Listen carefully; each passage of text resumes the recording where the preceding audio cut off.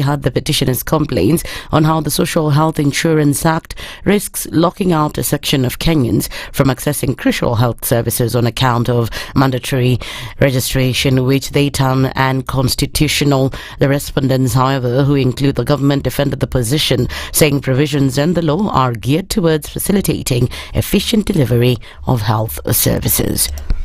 It creates, in violation of Article 12.1 of the Constitution, a dichotomized class of Kenyans. You have those who are registered and fully paid up. They are able then to, pursuant to this section, to access government services and so on and so forth. And you have another class of Kenyans who are probably not registered, will not access.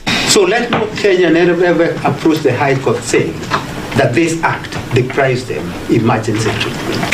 The so-called to access public service is not equal to denial of constitutional rights, because constitutional rights are not public services. Even as the doctor strike enters day 7, the Ministry of Health and KMPDU will this morning have another chance at the negotiation table during a meeting that has been convened by the head of public service, Felix Koskei, and enforced by the courts. Health CS Susan Nakhumicha says she is hopeful that the talks will be successful, further warning doctors to return to work as talks continue. So we have to put a measure in place. The places have to be manned. There's an ICU. Somebody has to take care of the patients. There's an emergency. Somebody has to take care of the patients.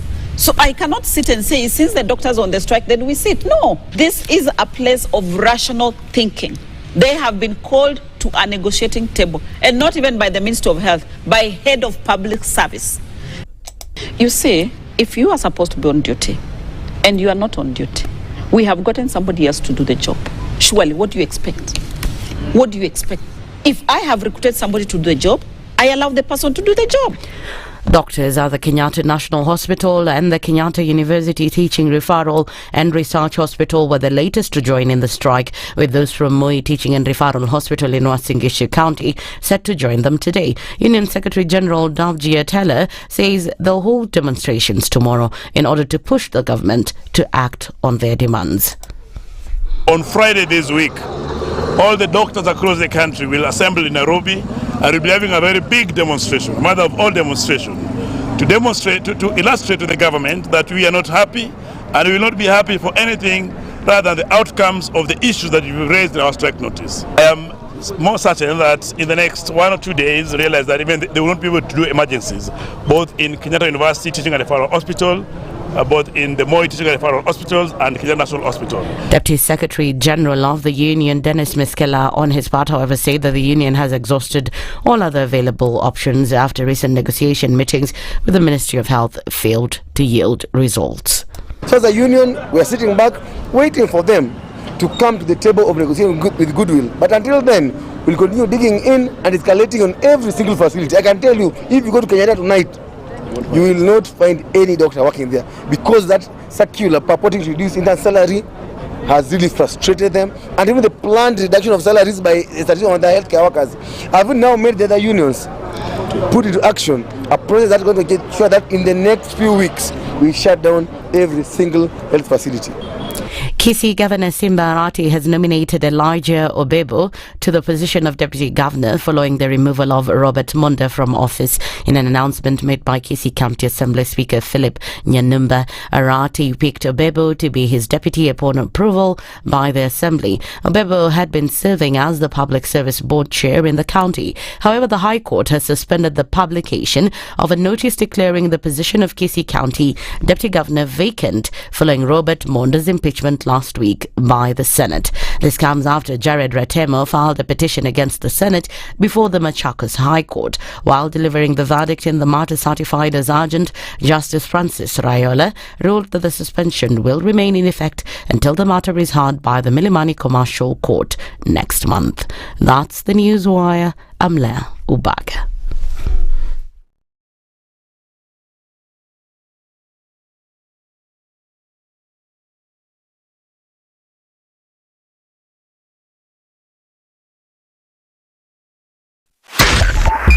.5 SpiceFM, Kisumu.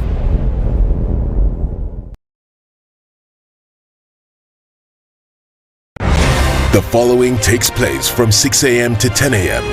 every weekday on Spice FM. The man who looks at a beautiful girl and doesn't talk to her will end up serving lunch at her wedding. Aye, City. Do like that. My father has killed a mouse. Will he fail to kill a man?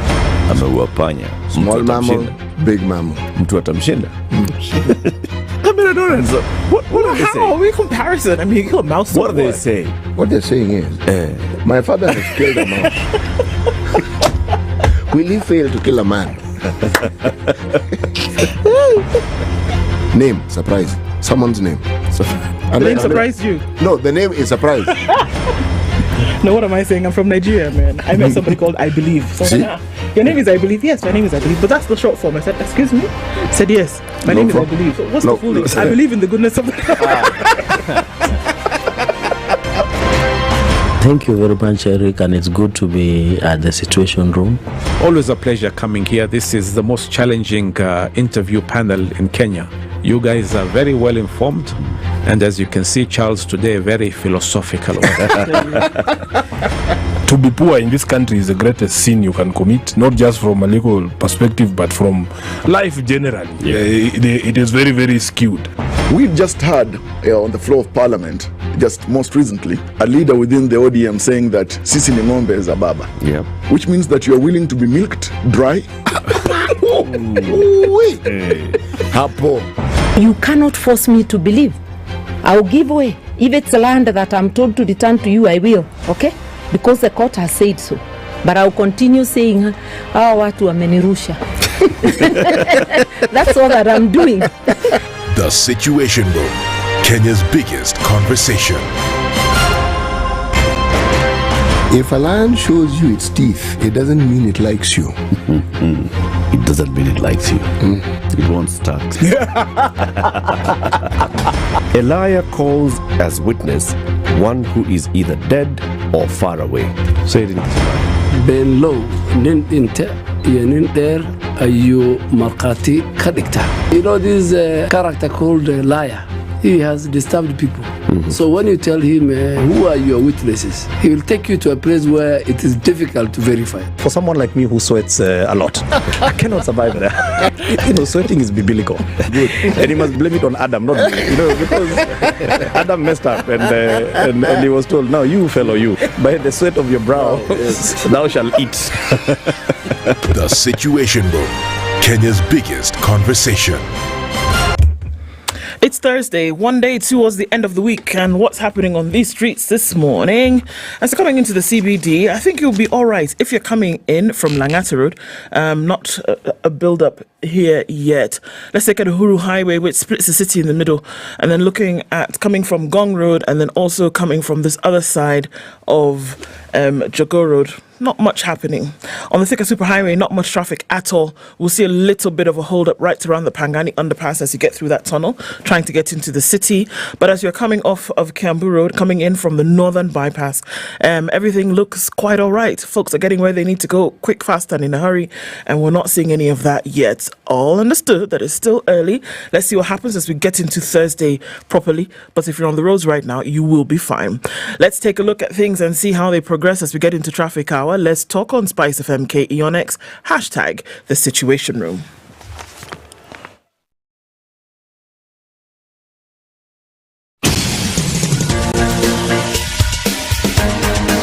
This is The Situation Room, the home of hard-hitting political commentary and penetrating insights about the state of the nation. This is a talk radio experience like no other. The Situation Room, a place for hard truths, debates, and elevated conversations. The Situation Room, witty, political, engaging, deep, controversial. In the room, we have C.T. Muga, researcher, academic, seasoned political observer, a fountain of wisdom in these politically uncertain times. Ndu Okoh, Nigerian by birth, Kenyan by choice, communications expert, Pan-Africanist, a truth seeker and believer in people power, and Eric Latiff, agent provocateur, the man in the chair, seasoned journalist, news hound, a man who believes in punching up, not down. This is the Situation Room. The Good only morning and welcome to Thursday at 9 minutes after 6 o'clock. We're getting into it. It's the 21st day of March 2024. And how are you doing this morning? Hope everybody is hunky-dory and all those good things. Welcome you to a day where it's there's a bit of a drizzle. It was really hot yesterday. And so the heavens decided, you know what, how about we cool things down just a little bit.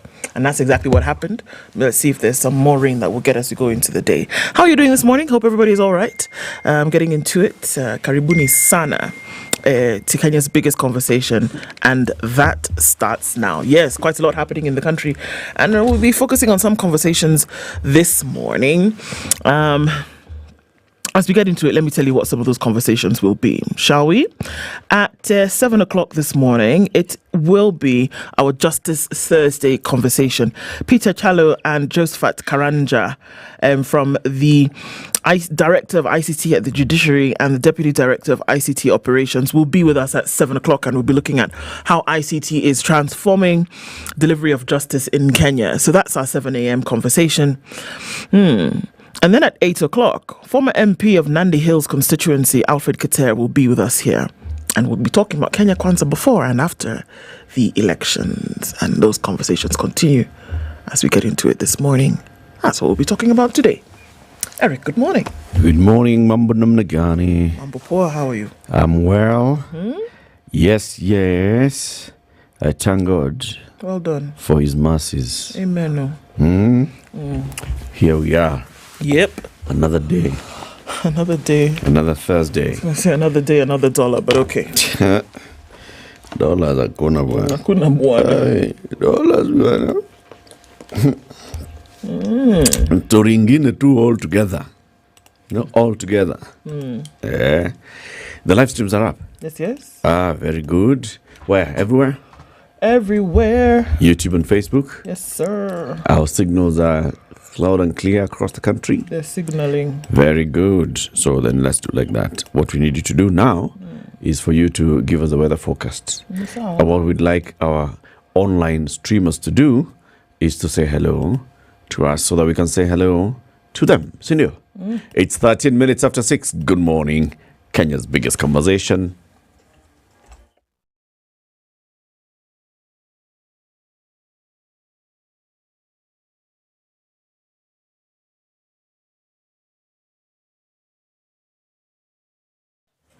We'll see mostly clear conditions this morning in Nairobi. It's currently 17 degrees. We'll go to highs of 27 and lows of 16.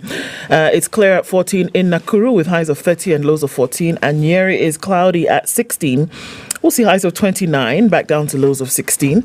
It's clear at 13 in Eldoret, going to highs of 27. Mombasa is partly cloudy at 26 with highs of 33, and we'll see lows of 26. While in Malindi at 26, it's mostly clear. We'll see highs of 33. Kisumu is clear at 20 with highs of 33, and we'll see highs of 34. In a clear Kakamega, currently at 17. All right, out into Kampala, it's mostly cloudy at 21 with highs of 31, while Dar es Salaam will also see highs of 31. It's mostly clear at 26. Johannesburg is mostly cloudy at 16, highs of 24, and Mogadishu, the sun will come up soon. At 27, we'll see highs of 33. Addis Ababa is clear at 13, going to highs of 28, and Lagos is clear at 28 with highs of 34. It's 26 and cloudy in Kinshasa with highs of 34, and we're looking into a cloudy afternoon in Beijing at 10 degrees, highs of 13 and lows of 4. It's 11 degrees and cloudy in Paris with highs of 19, while London is cloudy at 9. It'll go to highs of 15. It's 2 degrees and clear Wednesday night in New York. Coming into Thursday, we'll see highs of 13 and lows of -2.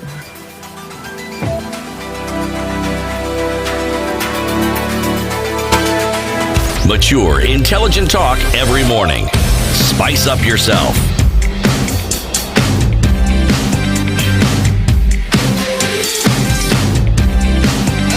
Mornings done right. 94.4 Spice FM, Nairobi. Vipi. How you doing? Very well, thank you. Eweje?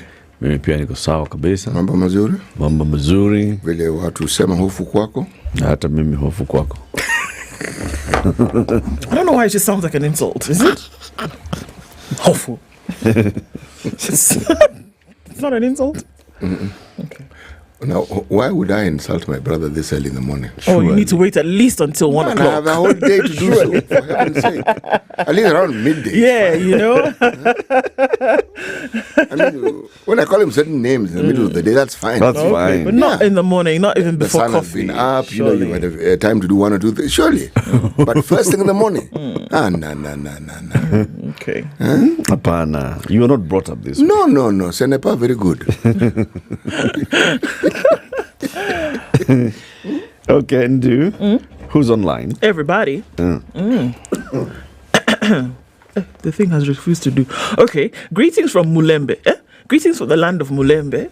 Solutions is greeting us this morning. John Jokahato says, good morning, Africa. The insolence of heavy clouds doesn't negate the sun's presence. Truly. Kabisa. You're 100% truthful. Monica Oile says, good morning. Ottawa is tuned in and it's -6. Again, this winter and spring has been playing with these people. -6. Yeah. Bas. That's a bit cold, isn't it? Just a tad. Yeah. She says, we don't understand. The winter was leaving, the spring was coming, but now the mind's playing tricks on me. It's climate change. It's climate change. Yes, it is. Eshfan Gikonyo says, hello, Kenyans. To all of you Kenyans, you're being greeted. Kulipa ushuru ni kujitegemea. So, yes. Melewa? Tumelewa. Okay. Evans and Tabo is greeting everybody. Everybody possibly that can be greeted is being greeted by Evans today. So good morning to you, sir. Meshak Jenga says Canada is tuned in this morning. Chris Adede says good morning, team. Greetings from Utawala. Oganyi Malala says good morning. Religiously tuned in. Well done. George Okoh says good morning, my people. Eric Ndu City Ednah Yego. I'm looking forward to an enlightening discussion this morning. I'm watching from Miami in Florida. Kajwango Perez says good morning. He's watching from his what? Miami, Florida. From his army. Okay. Yes, not your army. His army. His army. Yes. Sawa. Okay. I get it. You get it. Ngong is where Kajwang Opera is this morning and says looking forward to another show. Dr. Venvik says good morning from Tuda in Mombasa. Robert Mbogo's tuning from Mombasa as well. And Raphael Kige says good morning, big team. Keep it up every minute in the situation. Every minute is the situation room time. Cindio. Yes. Stephen Langat says good morning from Nandi Hills. Hey, these people from Nandi Hills. Kimutai Ian says good morning from Eldoret. Eagerly waiting for Alfred Kater. Okay, another person from Nandi Hills. Precious Gonde is tuned in and still recovering from affordable housing. Okay. Chamge Ndu CT Eric. Mibe Kiprono says, and he says he's got a question. He's asking it very early this morning. How Bless you. excuse me, gosh. How fair is it to down your tools if people's lives depend on your work? What measures are in place to avert loss of lives? This is a very good question. Yeah, okay. Sam says hello from Houston. So he's asking a question about Dorothy's son and says, people aren't able to use the pay bill given. Is there an alternative way to assist? We'll ask Dorothy. Yeah, we'll ask. Joe Mungai says, hello, good people. Spice needs a WhatsApp line where we diasporans could call whenever we have a thing to share. Is that right? All right.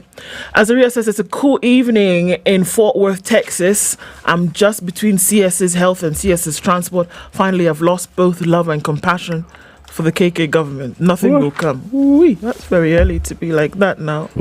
Small sister. The Common Fox says, warm and spicy morning here in the Seychelles. Let the show begin. Asante sana. Guys, what happened to your online radio? 3 weeks without online radio. Simon, okay. Ednah, utauliza hiyo kitu tena.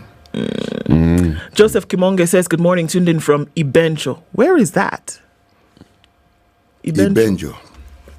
Right. Is it in Kenya? I don't know. Okay. I'm assuming. Perhaps. Zeke says, good morning, y'all. I turned 50. Good grief. Well done to you. Okay, not good grief. Félicitations. Fantastic. You keep good griefing. Mwimbie, on that note. You know, this lady. I didn't mean to say good grief. She'll probably start saying, happy birthday, good grief. Happy birthday to ya. Happy birthday. Happy birthday. You are 50, Zeke. Happy birthday to ya. Happy birthday. Basi. Happy birthday. Hiya. Cash Bish says, hello everybody, good morning, greetings from this side of the world. Spring has just been snatched. People are complaining about this cold. Cold said, it can never be me. To leave early? Nah. Polani. Samuel Bakora says, good morning, Team Spice. Eric Gecheo says, good morning. Yabra KK is saying good morning. Lawrence Njane, Joachim Ndegwa, Joseph Mokua, Oile Tune, Wilfred Odhiambo.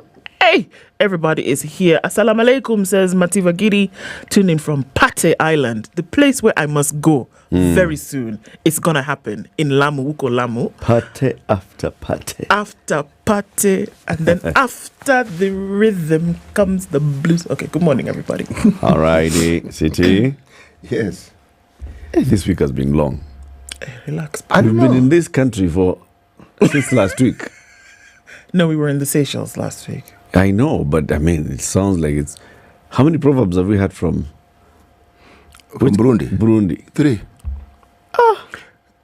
Okay. Let's have the fourth one so that we can align your arithmetic, okay? Yeah. Because clearly your arithmetic went traveling. And When you did. Yes, and it's still on a walkabout. Bring it back, please. Bring it back. Hiya. Burundi, it away. A rich man who... No, forget it. I had said I'm going to tell you who the president of that country is. Okay. And I have not. So forget what I've just said. Let's go to the president first, shall we? Okay. All right? Okay. Are you guys aligned? Okay. All right. The president of Burundi is called Evariste. The president of Burundi is called Evariste Ndayishimiye. The VP is called Prosper. Okay, Prosper is in doing well. Okay. Bazo, now it's his name. Don't think I'm making it up. Okay. Okay. Bazo Mbanza. Okay. That's Bazo Mbanza. Yes. Banza means Mbanza. Hausa. Okay. Then there's a prime minister called. This one you have to help me understand how it's pronounced. It's written Gervais. Gervais. Me was about to garvase it. Anyway, Gervais. Okay. Ndira Kombuka. Okay. These are nice surnames. They're almost compound words. It's very good. Yes. That is the leadership of Burundi. Of Burundi. Now the proverb. Okay. A rich man who does not know himself is worth less than a poor man who does. A rich man who does not know himself is worth less than a poor man who does. Yes. Okay. A nice one. Joseph says Ibencho is in Kisii. Okay. Hey, somebody says, good morning, Ndu Eric and my CT. Abasi. Kwisha. Yeah. See everybody tomorrow at 10 a.m. Imeisha hii. Imeenda. What? Okay. Yeah, sorry. Yeah. Headlines. Not so fast, Mr. President. On the front page of the Standard, Kenyans rushed to court a day after President Ruto assented to the affordable housing bill, saying that the new law is discriminatory, ambiguous, and treats public funds and land like a business. They also contend the national government is usurping the roles of counties in provision of housing and that it is KRA that is supposed to collect taxes. The petition was brought to court. The act threatens the freedom to own property by proposing to compel civil servants to participate in a mandatory savings scheme disguised as a means to facilitate property acquisition. Yawa. It goes on and on, but we'll give you details of that. The long and short of it is housing bill assented to, petition taken to court under urgency. Certificate of urgency. Exactly. This is all happening as another headline emerges that Kenya Kwanza MPs admit to passing bills that they have not read. The tyranny of numbers by government-leaning MPs, as opposed to scrutiny of the finance bill, was like the order of the day, with legislators asking the Speaker to call for the vote instead of debating it. 8 months later, the very MPs who unanimously passed the act are now ruling not having read the bill as their angry constituents protest. Economic woes in schools drama, it gets worse and worse. Patients' pain, more doctors join the strike. On the front page of The Nation, health in crisis. CS Nahumicha's woes are quite a number. We'll look at those in a minute. Patients suffer as government. Doctors' unions fail to agree on return to work formula. It gets worse. Coupet in strike, threat over school cash delays. Teachers said, you know what, second term, we ain't doing this anymore. Flu or COVID? What's going on with the more rising cases that we see of what would be a chest infection? Surge in respiratory infections raises alarm. And the question is, are we dealing with pneumonia-like symptoms? Are we dealing with just heightened flu symptoms? Or are we dealing with another strain of COVID-19? Housing levy faces yet another legal hurdle. We're looking at this when a petition was taken to court. That's also in The Nation. And on the back page, this is the story about the threat if schools' cash continues in delay. The Business Daily. KCB Group announced their performance results last night. But shareholders will, for the first time in 21 years, miss out on dividends after the bank reported an 8.3% decline in net profit to 37.46 billion shillings in the year ended December 2023. You know, the profit, net profit, as in profit after tax, ile pesa imebaki kwa mfuko. Taslim. 37.46 billion shillings. Nah, you are it was a decline. It was it's not as much as last year. So for that reason, the shareholders, the bank had posted a net income of 40 billion the year before. The board of the NSC listed firm on Wednesday said the decision to not recommend any dividend was necessary so as to preserve capital, especially for KCB Bank Kenya. The firm also confirmed it has signed an agreement to sell its entire shareholding in National Bank to Nigeria's Access Bank at a value that currently stands at 13 billion shillings. NBK, now we know the Nigerian interest is Access Bank. Okay. Pending all regulatory approvals. What? National Bank? No, the National Bank makes perfect sense. The dividend. Yeah, that's the one which doesn't make sense. But they're saying we preserve cash. If we give dividend, if we now divide this 37 billion shillings now. But it's never all divvied out. There's always some money that is kept in reserve, always. I mean, but you see now what we could have done. That 3 billion is maybe what we could have divided. But now there was a drop in Nyeri, and that story doesn't add up. Which other bank is this that actually increased the dividend this year? Was it ABSA? Was it Standard? Standard. Yeah? Yes. They increased the diviend, and KBC says we don't recommend a dividend. KCB are the other guys. Is that KBC? Yes. You said KBC. Those are the other guys. KCB says they don't recommend a dividend. Acha pesa kwanza ikae hapa, because you know these things, you know, of what is happening, you know. Okay. Higher. The other headline: Treasury spends 560 billion shillings on debt service in 2 months. The government spent more than 500 billion shillings to service debts in the first 2 months of this year, even as it remains with a larger burden of repaying more than 700 billion in the 4 months to June. The latest data from the National Treasury shows that in January and February, the government spending on public debt was 560 billion. The Treasury, in the update on government revenues and exchequer issues for 8 months starting July to February this year, notes total issues towards public debt service hit 1.157 trillion by the end of February. It was a sharp jump from the 597 billion from the Controller of Budget reported as expenditure on public service debt between July and end of December. Where? Madeni tatumalisa. Ticker headlines: Households dump dirty fuels for LPG over high prices. Liquid petroleum gas consumption grew 8% last year as more households are dumping kerosene and charcoal, or because of the high prices of kerosene and charcoal, meaning LPG is cheaper. Okay? 2/3 of full-time workers take up side hustles to survive. 2/3 of Kenyans on permanent jobs are taking up side hustles to cope with the tough economic times, a new survey reveals. DSTV makes a third price change, raising rates by up to 600 bob. State picks team to exempt farmers from KRA's e-teams. Now this one. A newly set up committee will come up with a temporary solution to relieve farmers from a requirement by the taxman to produce electronic invoices for their sales. We will look at this story in greater detail. My friend, the deadline for everybody to get onto e-teams is next week. Okay? It's Everybody end of March. Everybody. You're trading. The only way you can issue an invoice has to be an electronic, through the e-teams, electronic tax invoice management system. People are saying, wa ikitu. Yeah, so we'll look at that story shortly. City? The Star?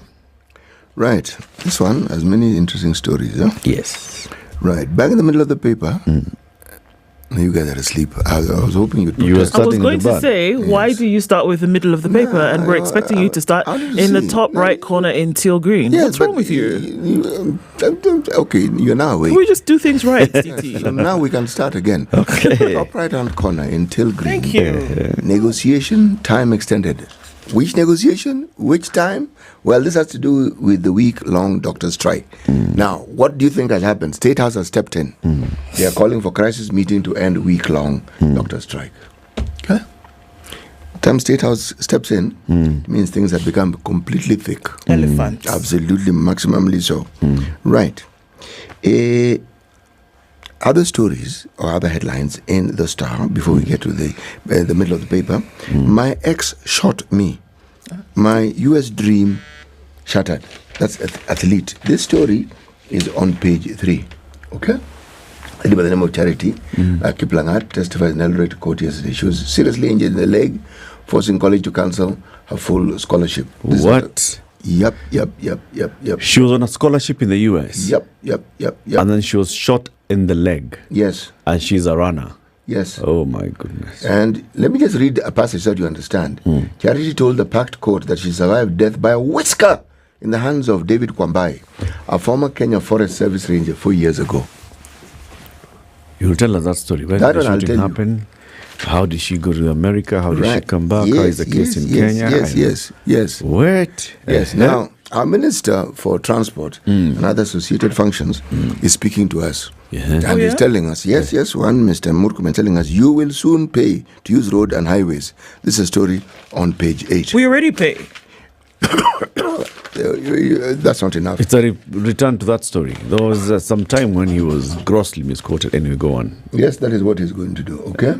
Says state is struggling with pending bills of 150 billion for completed projects. I am not going to say anything for now. I will leave it right there. We'll get back to it later. You understand? All right. Talks stalled. Key MPs meeting to discuss NADCO fails to take off again. This is the story on page 9. Okay? Discussion on key report postponed yet again. Okay? Thank God. All right. Very good.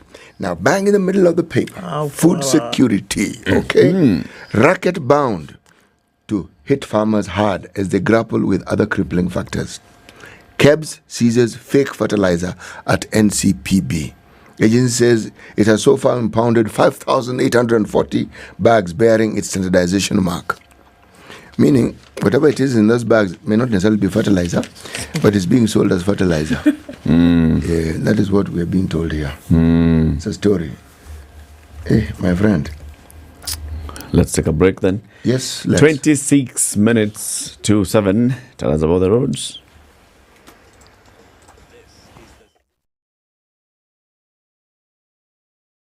This is the Situation Room. It's like magic, really. Somebody has a wand over the Thika Superhighway where there's no traffic at 6 o'clock. Suddenly, 6:30, it's packed.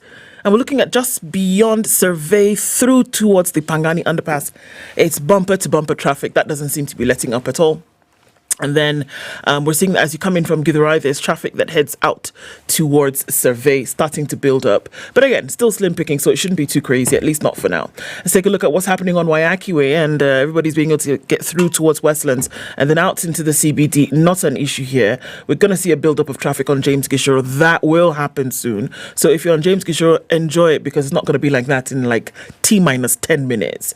All right, a little bit of traffic coming off Ngong Road, coming in from Naivasha Road. It's not gotten too heavy yet, but it's going to go out then towards Riara Road and then through towards James Gishoro. So, heads up for that. Uhuru Highway, then getting out into the CBD at different junctions. Everything looks good for now as you get towards Haile Selassie. And let's take a quick look then at Cabanas as you get towards North Airport Road. That's flowing free, no issue whatsoever. Outer Ring, though, is a bit busy here and there. We're going to keep an eye on things. We're getting into traffic hours soon, and we're going to do what? We're going to talk to each other so we can keep things moving. SpiceFM KE on X, hashtag The Situation Room.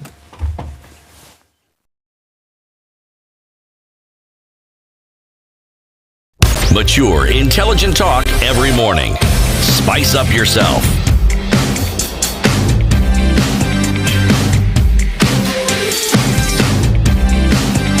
Mornings done right. 94.4. So many things to talk about this morning, but let's look at one, health in crisis, because it's a big issue. The doctor strike is going to be ramped up some. We did hear from the SG of the union yesterday. He said they called a meeting and then they were lawyers. What are we talking about? We're lawyers. The ministry sent lawyers to discuss. What are we discussing? Okay. So they said, please leave us alone. We are going back. In fact, now on Friday, we'll be out in the streets demonstrating. Now, Nakumicha has a couple of woes. You're wondering who that is? That's the CS Ministry of Health. Striking doctors paralyze services in public hospitals. Number one, patients bear the brunt of ongoing work boycott as the government and doctors' unions fail to reach a deal and end the stalemate. Number two, KMA wants the state to revoke a team's directive, or else the Kenya Medical Association has opposed the introduction of the mandatory electronic tax invoice system. It's not just the doctors that are giving the ministry grief. Number three, private hospitals in rural areas have rejected NIHF cards. They say, sorry, you're coming for treatment, you come with money. Owed a massive 6 billion shillings by the national insurer, the hospitals are now turning away all patients who present NHIF cards. And then SHIF, as City would not call it, the rollout put off as court case against it starts. Activist is asking a 3-judge bench of the High Court to quash the new health laws because they are what? Unconstitutional. The headline warns you, don't fall sick in Kenya today. It is day 7 of a doctor strike in public hospitals to demand better working conditions, posting of medical interns, and a medical cover. Private hospitals in rural areas are turning away patients with NHIF cards over a 6 billion shilling debt, while the Medics Association has issued another strike notice over mandatory electronic tax invoicing. A health catastrophe looms if a solution is not found. It doesn't look pretty, guys. From every corner, it seems like health is taking a hit. Now, the strike that the KMA is talking about, if it happens, it will exacerbate an already dire situation. Going by the back and forth that has played out over the last 7 days between the Kenya Medical Practitioners and Dentists Union and the government, Ministries of Health, Labour and the Salaries and Remuneration Commission, it appears patients will suffer a long while. Yesterday, the union officials went to public hospitals and drew out doctors who had returned, or rather reported to work. The doctors are not attending to emergency and critical services in all public hospitals in the country. Major hospitals, including Kenyatta National Hospital, have stopped admitting patients for elective surgeries and even admission in the wards. Pumwani Maternity Hospital, which is one of the leading facilities in maternity admissions, has since stopped taking in pregnant women who are now forced to seek services elsewhere. According to Dr. Davdia Teller, who is the Secretary General of the KMPDU, there is an influx at KNH of mothers who want to give birth, but there's no doctor to attend to them. They're taking this lightly, and it is going to be a big deal when we start losing patients because of the government's stubbornness. He added that they will not be taken back on what they rightfully fought for, and the strike would continue until all their demands. On Tuesday, the CS visited several level 6 hospitals, among them KNH. And she said, well, things are going on very well here at KNH. Remember, Level 6 facilities are among the training centers for interns. Yes. If you went to KNH, high chance is that you will be attended to by an intern at some point. Yes. Okay? Now we don't have interns. No. Who've been posted. So that means what? That means that KNH is short-staffed. 100%. We saw the circular from the CEO's office where they said not one or two, all elective surgeries will not happen anymore. That's because at they don't Mama have... Lucy. KNH as well? Yes. Hey. KNH even said, so now guess what? If you have an elective CS, if you have an elective this, that, the other thing, it's not going to happen. Not going to happen. So the CS had said that they have talked with the National Treasury and it was releasing 40 billion. Was it 30 billion or something? When? We read a story earlier this week. Was it Tuesday or was it? No. I know that they had a conversation. My question is, when are they releasing the money? The release of the money and then the posting of this thing. That's the question now that I'm asking. So that we can keep track of this.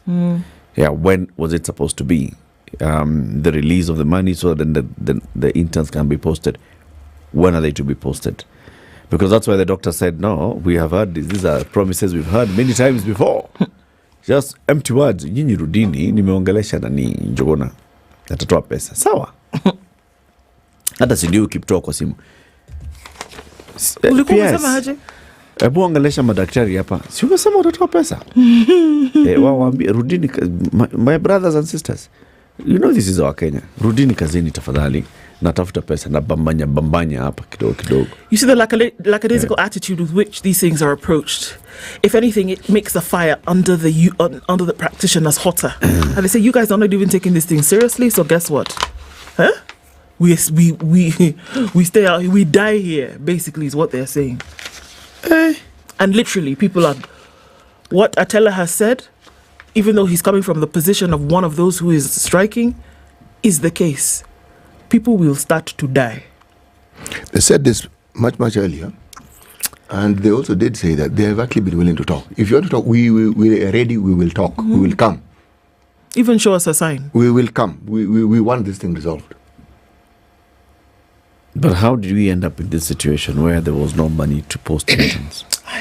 Is that not the all-important question? Yeah. Because it isn't as though it suddenly surprised us. We knew they were going to graduate. Yeah. Yes. We knew they needed to go for internship. We knew. We also know the role that interns play in the health sector. We know. Yeah. When graduation was happening from not just your private, but your public universities, of this cohort of medical students, you knew that they were going for internship. You knew. Was it not part of the money that was budgeted for the Ministry of Finance, Ministry of Health, sorry? That's the question. Yeah. Or are they saying somebody left it out? There's been that story, hasn't it? That somebody forgot. Forgot how? The deputy SG of KMPDU told us, this appears not to have been budgeted for this time. Yes, exactly. Yeah. How is that possible? How is that possible? How? When your system, which is coming from the Ministry of Health, is designed in such a manner that interns will go to public hospitals as posted by who? The Ministry of Health. By the way, that budget item is a constant. But this is the thing, It's a CT. constant. Training is a function of the Ministry of Health. Of health. Yes. You are the ones who designed the system. You are the one who makes sure that people are posted around the country. It comes from you. It doesn't come from anybody else. No. And for me, this is the confusing thing for me. That it is you who now is saying you don't have money for this. It is you who's designed this system. You know how it's supposed to work. It is you who decides which doctor will be posted where on internship. Nobody else. And by the way, it is this very same function, among others, that has been used as justification for keeping the bulk of the money that is allocated to the health sector. Is that not so? Mm-hmm. So now this money which is allocated to the health sector, part of which is for the internship, is now not there. How? Oh, good grief. This is now good grief. When was the last time we ever heard of such a thing? And then, that just it's not even only it. NHIF owe them 6 billion. You owe NHIF 6 billion. So guess what? Even if you do go to a private hospital today, because you can't go to the public one because there's no doctor, even if you do go to the private hospital, you've got an NHIF card, they're going to say, well, thank you very much for flashing your card. It's here. Your card is not good here. Oh my God. As if that's not enough, this E-Team story, KMA says, the doctors are not the only ones who are going on strike. If you don't sort out this thing, we're going to court. Not even we're going to court. It is in court. So even that one, you don't fix it, even as we're not. And then other doctors are now joining the strike. No, it's the shift people who've gone to court, sorry. The KMAs are the ones who are saying we're going to go on strike over this E-team story. Yes. Shift rollout, they've been taken to court, where now you're not going to be able to bring in the new health laws because they're unconstitutional. When it rains, it pours. But it pours because fundamental requirements that have been set as the standard by you yourself are not being met. Fundamental. We're not even talking about anything complicated beyond do the due diligence in the beginning. You set up frameworks, you don't follow them. You have standards, you don't abide by them. What you expect is going to happen. This house of cards is going to come crashing down. And that's what's happening today. We're going to get to the point where people are going to start dying because there are no doctors. We're going to get to the point where this universal health coverage that you're talking about is not going to work because your fundamental requirements are not being met. I mean, for goodness sake,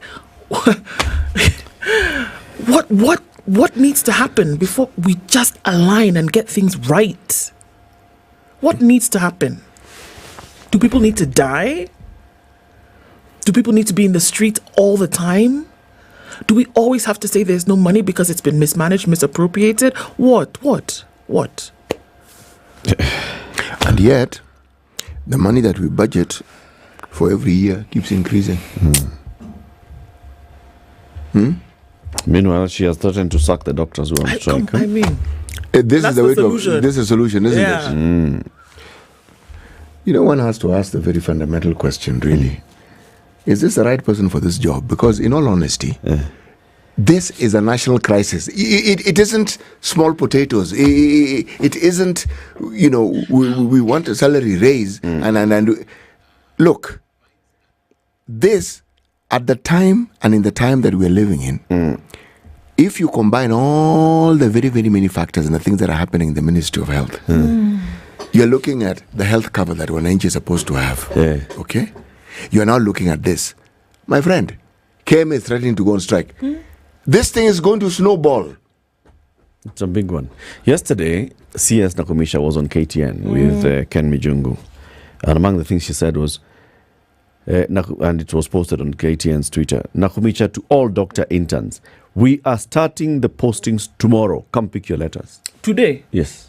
One of the issues in contention here is also the allowance. Their stipend. How much is it? 47,000. It's not what's in the CBA. That's the problem. You know Do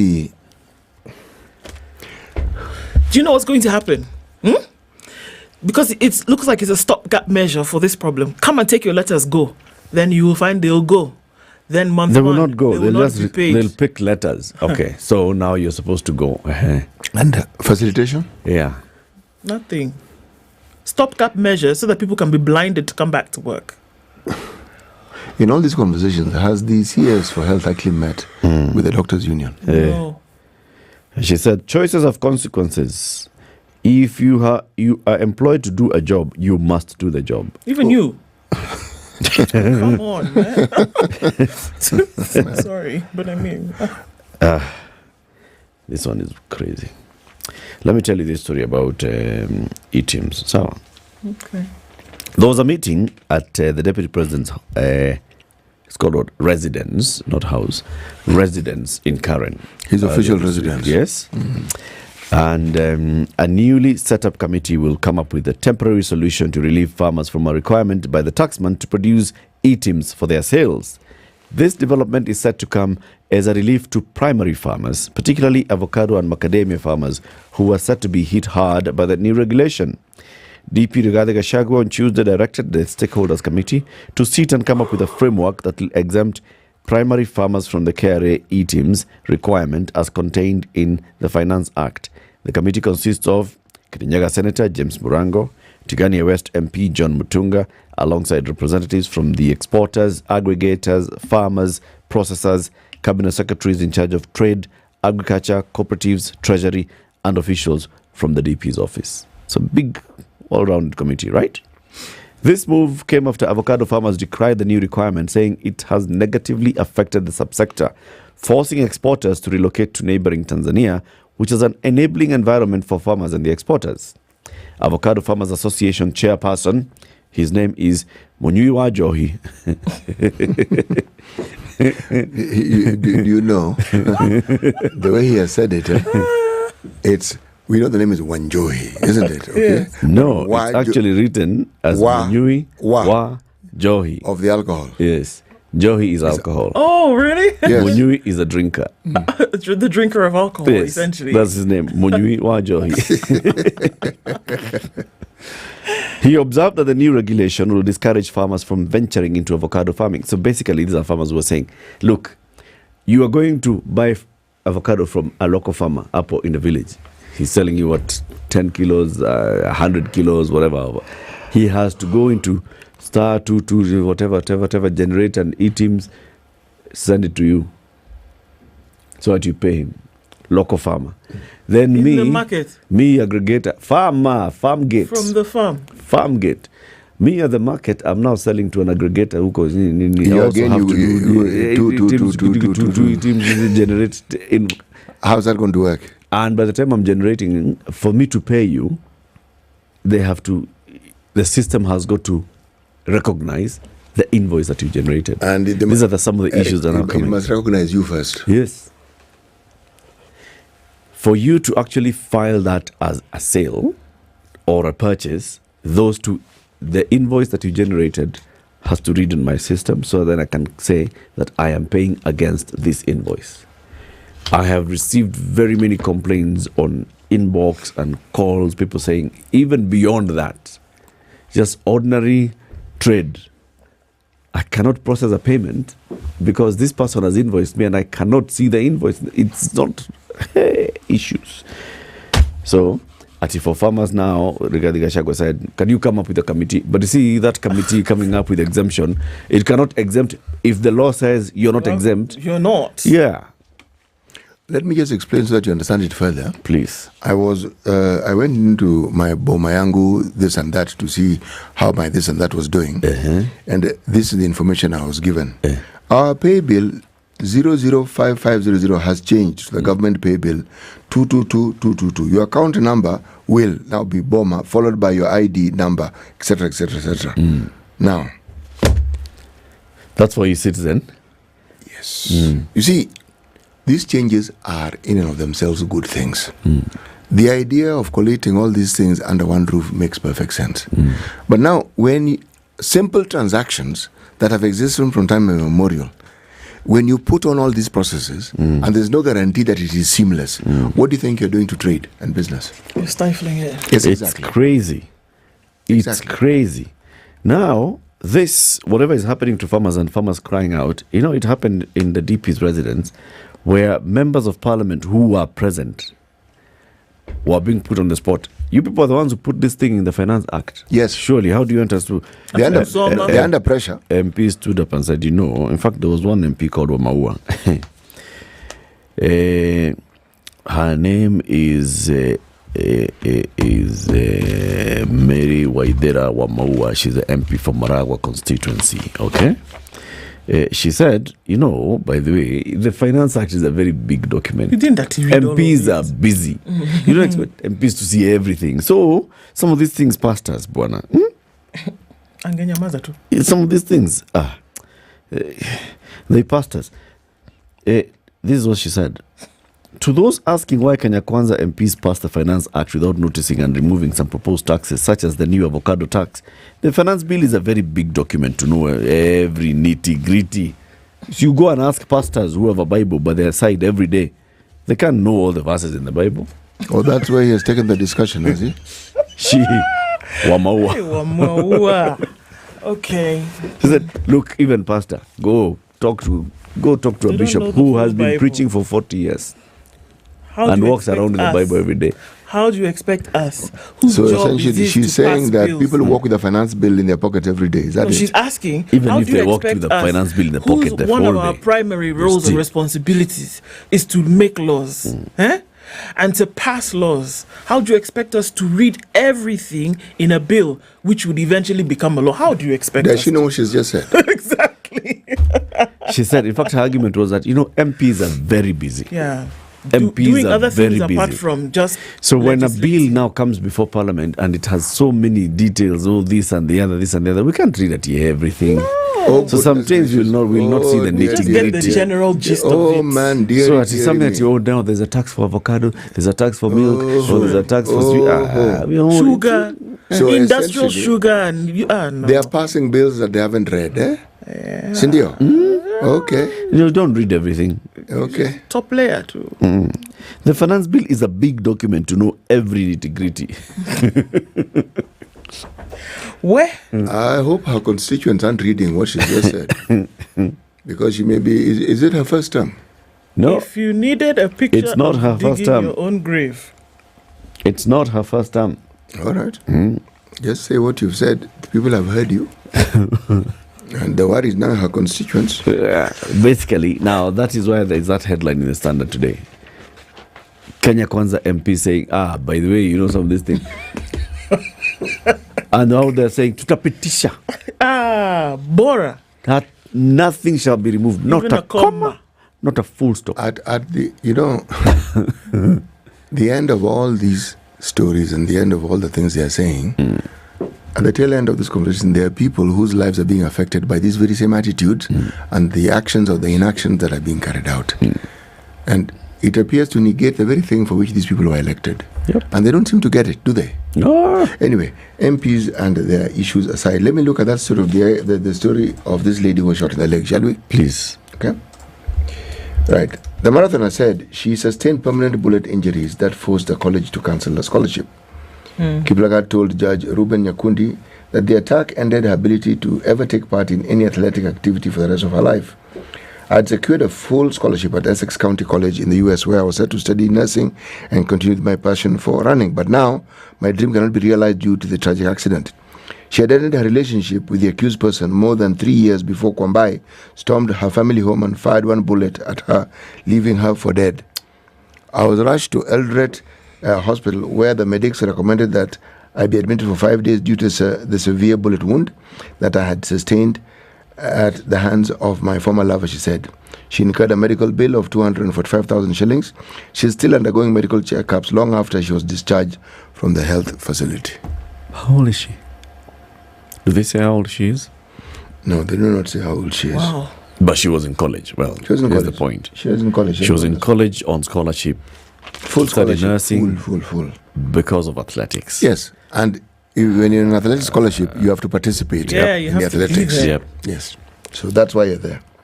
Now, when you're incapacitated, the college has no option but just to cancel the scholarship. What are they going to do? Because they need you. Jesus. They need you, and if you're not participating, then let somebody else take up the space. Hey. Is Kombai in court? So the case is in court. He's on bond. Okay. Is the story saying anything about Kombai in his defense, what he says? They don't say anything. They're just saying that he's out on bond. He was charged with attempted murder, but he's out on bond. And that is all they say. They do not say anything more. But alishikwa. How long ago was this? Sorry? We are talking about the offense was committed in 2021. Okay. November 28th. Yes. This mental health issue again, and again I say again. It's something that we keep ignoring at our own peril. One of these is going to come knocking at the very doors of all these individuals who are lawmakers and people who seem to think that they are not necessarily concerned about this and that other people are. The other people will be them one of these days. Mombasa residents choke in sewage as county fails to act. Residents of Tudor 4 in Vita Mombasa County are up in arms over raw sewage spilling into their houses. The sewage has submerged part of the road, forcing the pedestrians to look for alternative route. Sewage submerged road. Okay. The governor of Mombasa is due here for an accountability talk. Yes. Right? Let's look for him. And so that he can come and explain to us what's really going on. Oh, yes. Oh, yes. This is among the list of things that he had said. He was going to look into. We are sorting out. Right. We are sorting out sewer and waste management in Mombasa. He's due here. We'll look for Abdul Samad Sharif Nasir. Keep it here for more conversations. Coming up in the next hour, we'll have a Justice Thursday conversation. It's about ICT in the judiciary. Sunil? Yes. Yeah. Now, judiciary has gone full digital. Let's learn more about it. 7 a.m.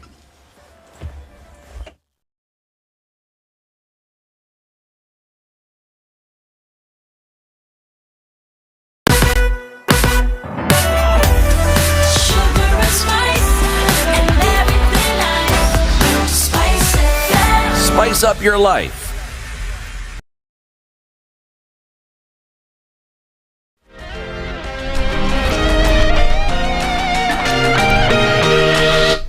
Good morning, this is the News Wire. I'm Leah Ubaga.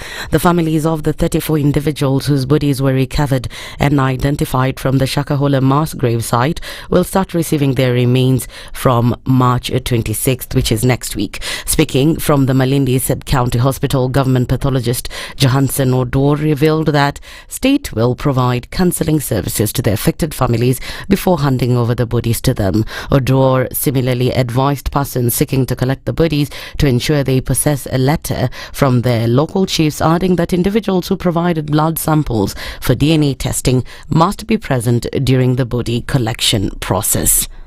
And on to the doctor strike, which has entered its 7th day. The Ministry of Health and KMPDU will this morning have another chance at the negotiation table during a meeting that has been convened by the head of public service, Felix Koskei, and enforced by the courts. Health CS Susan Nahumecha says she is hopeful that the talks will be successful, further warning doctors to return to work as the talks continue.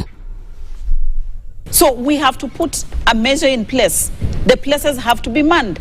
There's an ICU, somebody has to take care of the patients. There's an emergency, somebody has to take care of the patients. So I cannot sit and say, since the doctors on the strike, then we sit. No, this is a place of rational thinking. They have been called to a negotiating table, and not even by the Ministry of Health, by head of public service. You see, if you are supposed to be on duty, and you are not on duty, we have gotten somebody else to do the job. Surely, what do you expect? What do you expect? If I have recruited somebody to do the job, I allow the person to do the job. Doctors at the Kenyatta National Hospital and the Kenyatta University Teaching Referral and Research Hospital were the latest to join in the strike, with those from Moi Teaching and Referral Hospital in Uasin Gishu County set to join them today. Union Secretary General Davji Atela says they'll hold demonstrations tomorrow in order to push the government to act on their demands. On Friday this week, all the doctors across the country will assemble in Nairobi and will be having a very big demonstration, a mother of all demonstration, to demonstrate, to illustrate to the government that we are not happy and we will not be happy for anything rather than the outcomes of the issues that you raised in our strike notice. I am more certain that in the next 1 or 2 days, realize that even they will not be able to do emergencies, both in Kenyatta University Teaching and Referral Hospital, both in the Moi Teaching and Referral Hospitals and Kenyatta National Hospital. Deputy Secretary General Dennis Miskela, however, said that the union has exhausted all other available options after recent negotiation meetings with the Ministry of Health failed to yield results. So as a union, we are sitting back waiting for them to come to the table of negotiation with goodwill. But until then, we'll continue digging in and escalating on every single facility. I can tell you, if you go to Kenyatta tonight, you will not find any doctor working there, because that circular purporting to reduce intern salary has really frustrated them, and even the planned reduction of salaries by on the healthcare workers have now made the other unions put into action a process that's going to make sure that in the next few weeks we shut down every single health facility. And still in matters health, a 3-judge bench today continues hearing the case challenging the implementation of the 3 health laws. Justices Alfred Mabea, Robert Limo and Frida Mugambi yesterday heard the petitioners' complaints on how the Social Health Insurance Act risks locking out a section of Kenyans from accessing crucial health services on account of mandatory registration, which they term unconstitutional. The respondents, however, who include the government, defended the position, saying provisions in the law are geared towards facilitating efficient delivery of health services. It creates, in violation of Article 12.1 of the Constitution, a dichotomized class of Kenyans. You have those who are registered and fully paid up. They are able then to, pursuant to this section, to access government services and so on and so forth. And you have another class of Kenyans who are probably not registered, will not access. So let no Kenyan ever approach the High Court saying that this act deprives them emergency treatment. The so-called to access public service is not equal to denial of constitutional rights, because constitutional rights are not public services. That's the News Wire. I'm Lea Ubaga.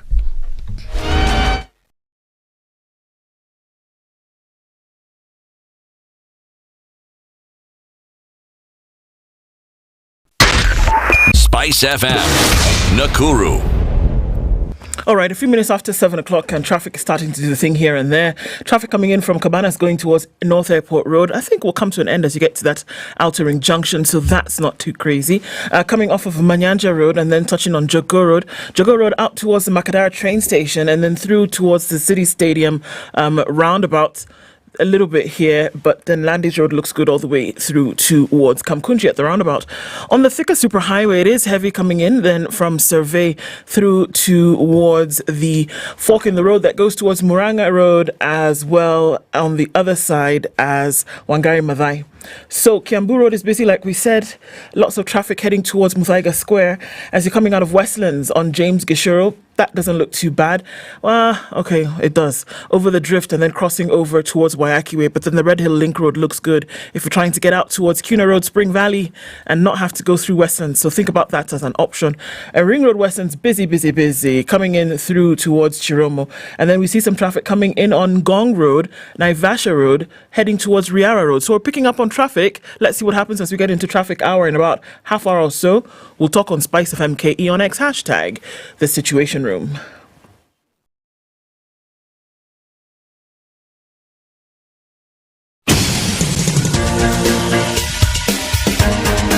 This is The Situation Room, the home of hard-hitting political commentary and penetrating insights about the state of the nation. This is a talk radio experience like no other. The Situation Room, a place for hard truths, debates, and elevated conversations. The Situation Room, witty, political, engaging, deep, controversial. In the room, we have C.T. Muga, researcher, academic, seasoned political observer, a fountain of wisdom in these politically uncertain times. Ndu Okoh, Nigerian by birth, Kenyan by choice, communications expert, Pan-Africanist, a truth seeker and believer in people power, and Eric Latiff, agent provocateur, the man in the chair, seasoned journalist, news hound, a man who believes in punching up, not down.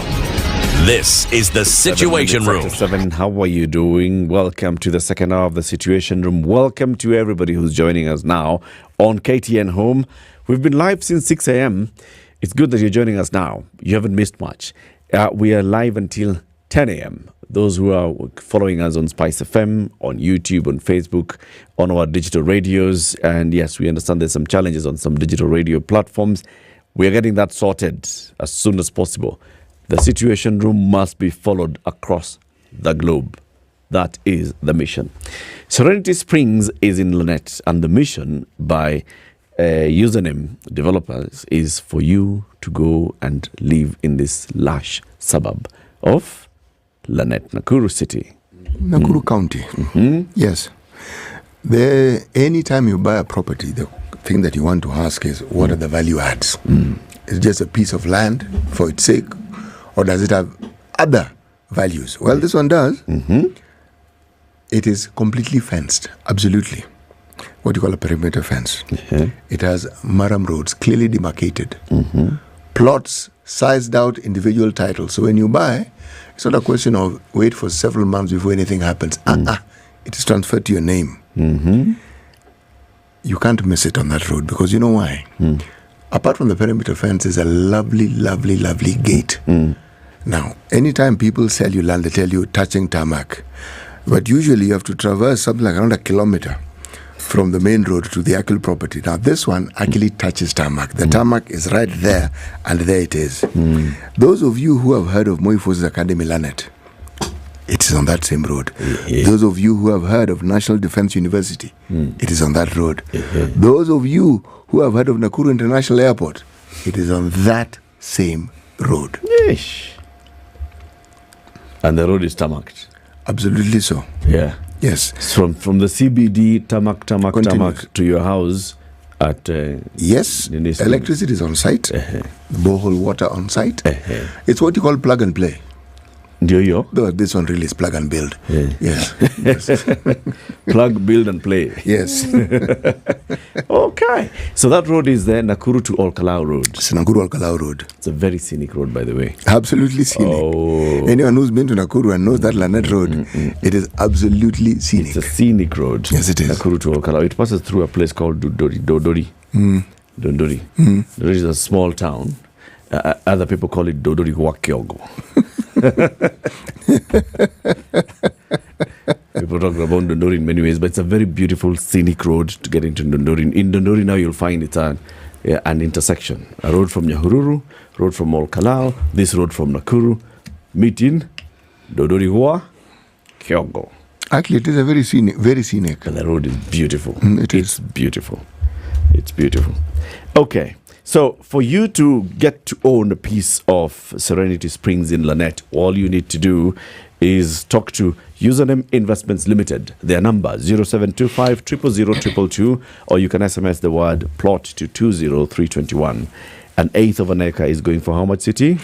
1,499,000 Kenyan shillings. Okay. However, if you're unable to fork out this money in one go, you can pay 10%. And if you can't pay beyond 1 month, well, installments are allowed going from 1 month, 3 months, 6 months, 9 months to 12 months. Yeah. So you have time. Yes. Yes. Yes. Okay. Now let's get into a Justice Thursday conversation on this 21st day of March 2024. We are joined by two gentlemen.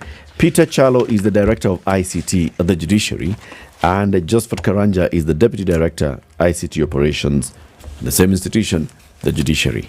Peter, Josephat, good morning. Good morning. Good morning. Welcome to the hot seats of the Situation Room. Karibuni sana. Thank you. Mambo ya Judiciary kwaje? Usalama. Iko sawa. Kazi. It's all digital. Yes. You've all gone digital. Yes. They've done a very big thing.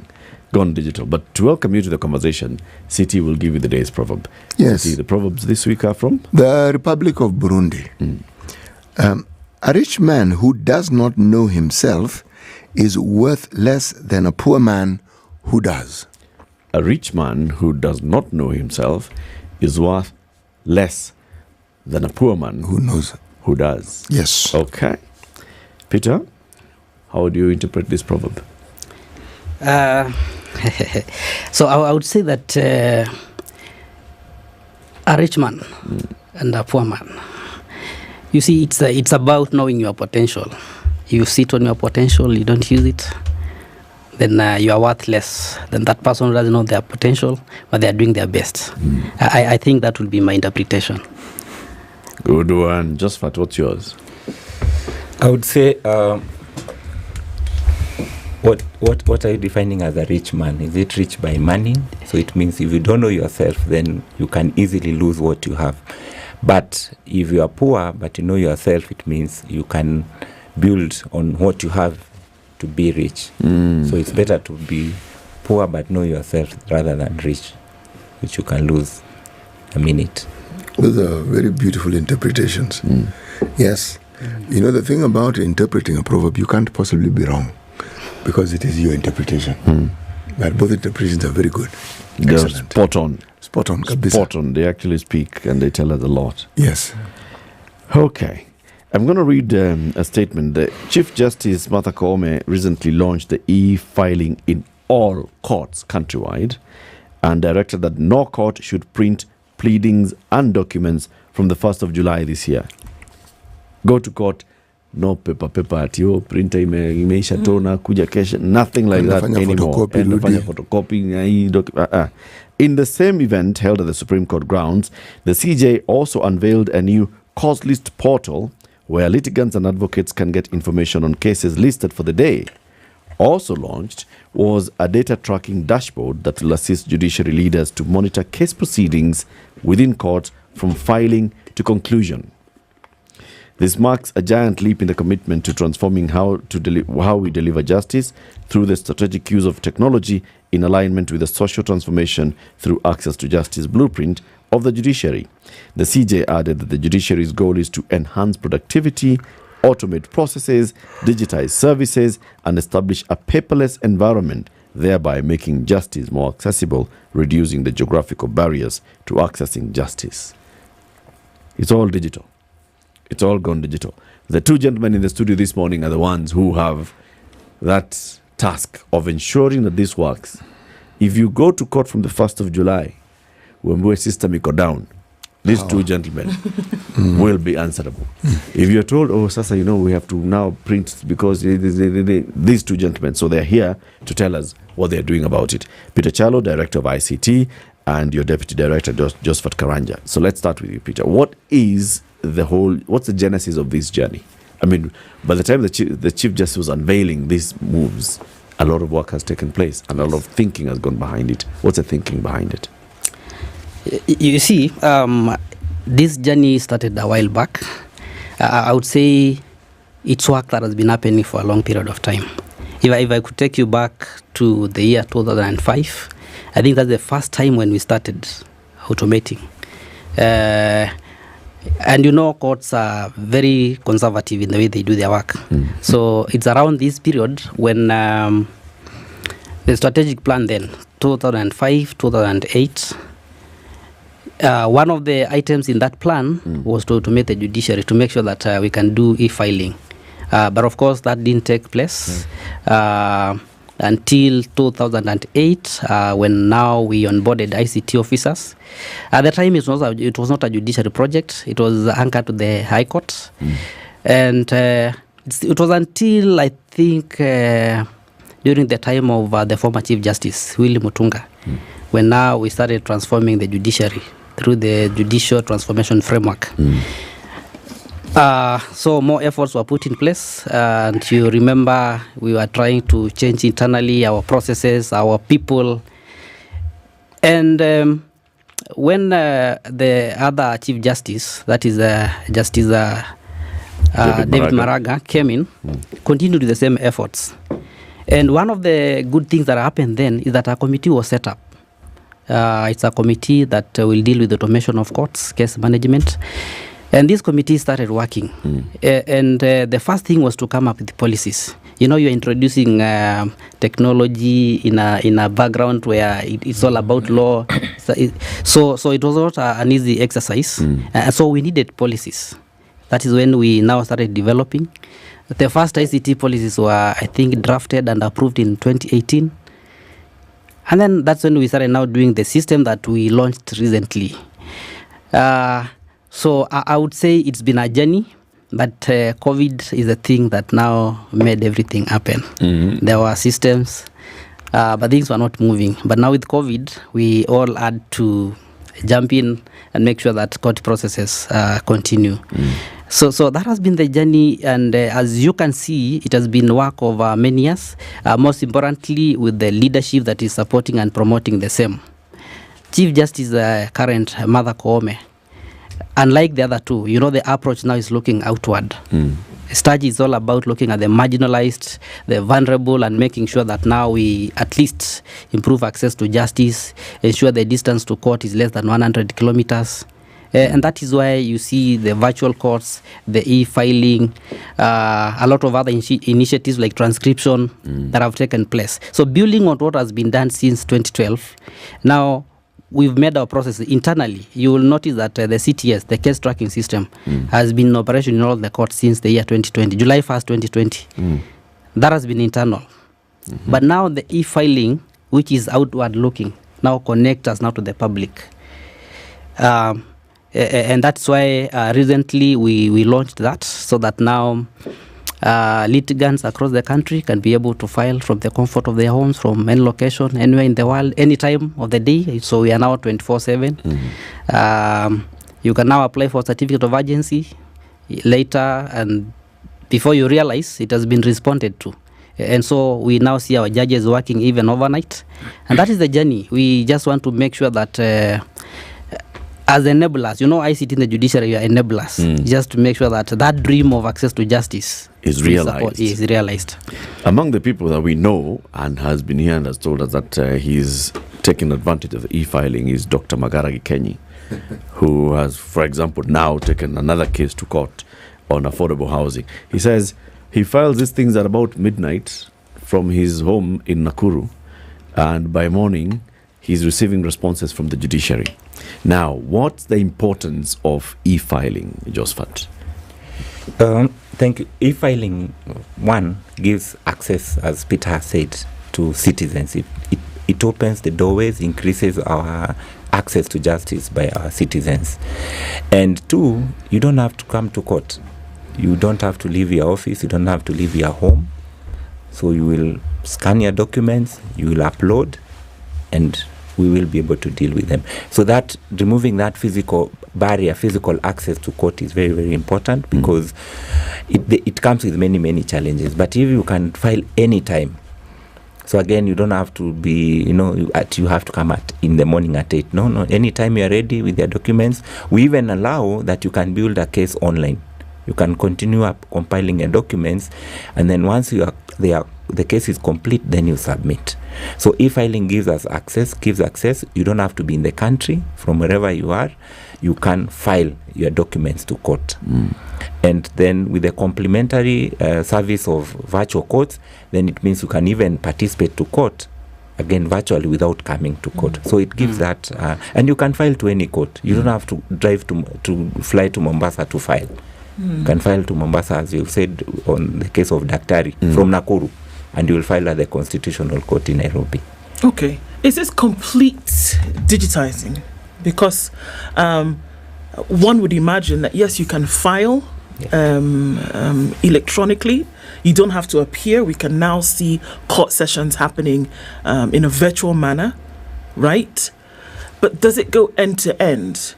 Because then we still see, if we look at the process of the court, we still see magistrates and judges writing. We still see piles and piles of files making their way into court. So how will that process play out, where we can say the system really then is digitized from end to end?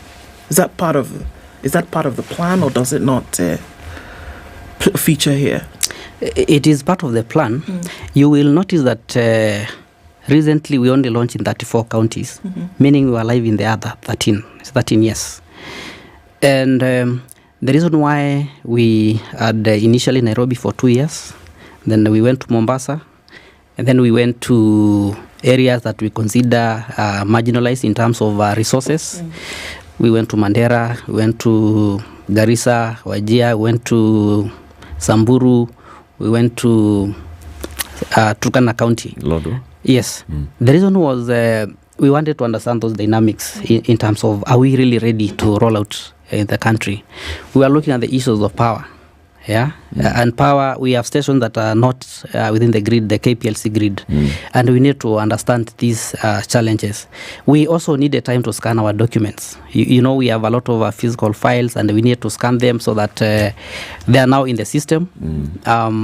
Ideally, to make sure that once we go live, you have all your documents, complete files, fully scanned and accessible in the system. But part of the lessons learned is what you are talking about. We still see judges right. But you see, when you bring change, and especially if it is technology, there are other aspects of change management. You have to change the people before you change the organization. It's a journey. It's a journey. We must appreciate that our judicial officers and judges are different ages in terms of even technology. It's been a journey as training them.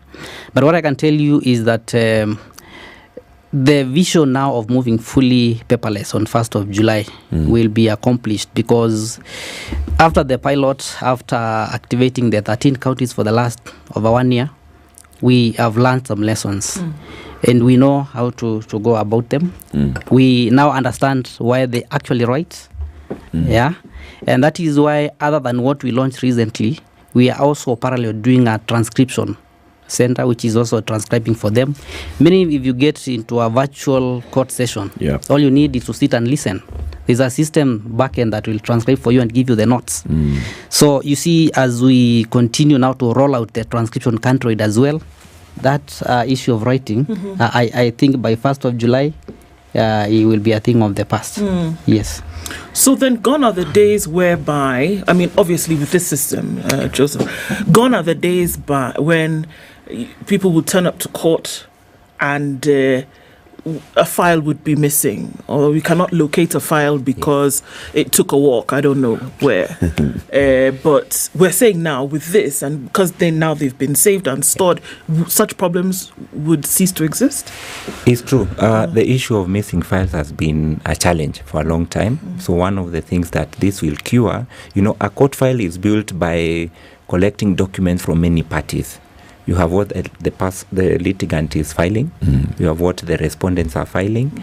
You have what is coming out of court and other extra documents. So that forms the court file. So with this e-filing, we are allowing all these parties to file their documents and upload their documents. Then the system should assemble this file and make it available for future use. So one, we deal away with the issue of the physical file is missing. Then number two, as Peter has said, why we were given until July 1 is now how do we make this file accessible to our judges? Because you see those volumes, it means even when you scan, you're dealing with a lot of pages.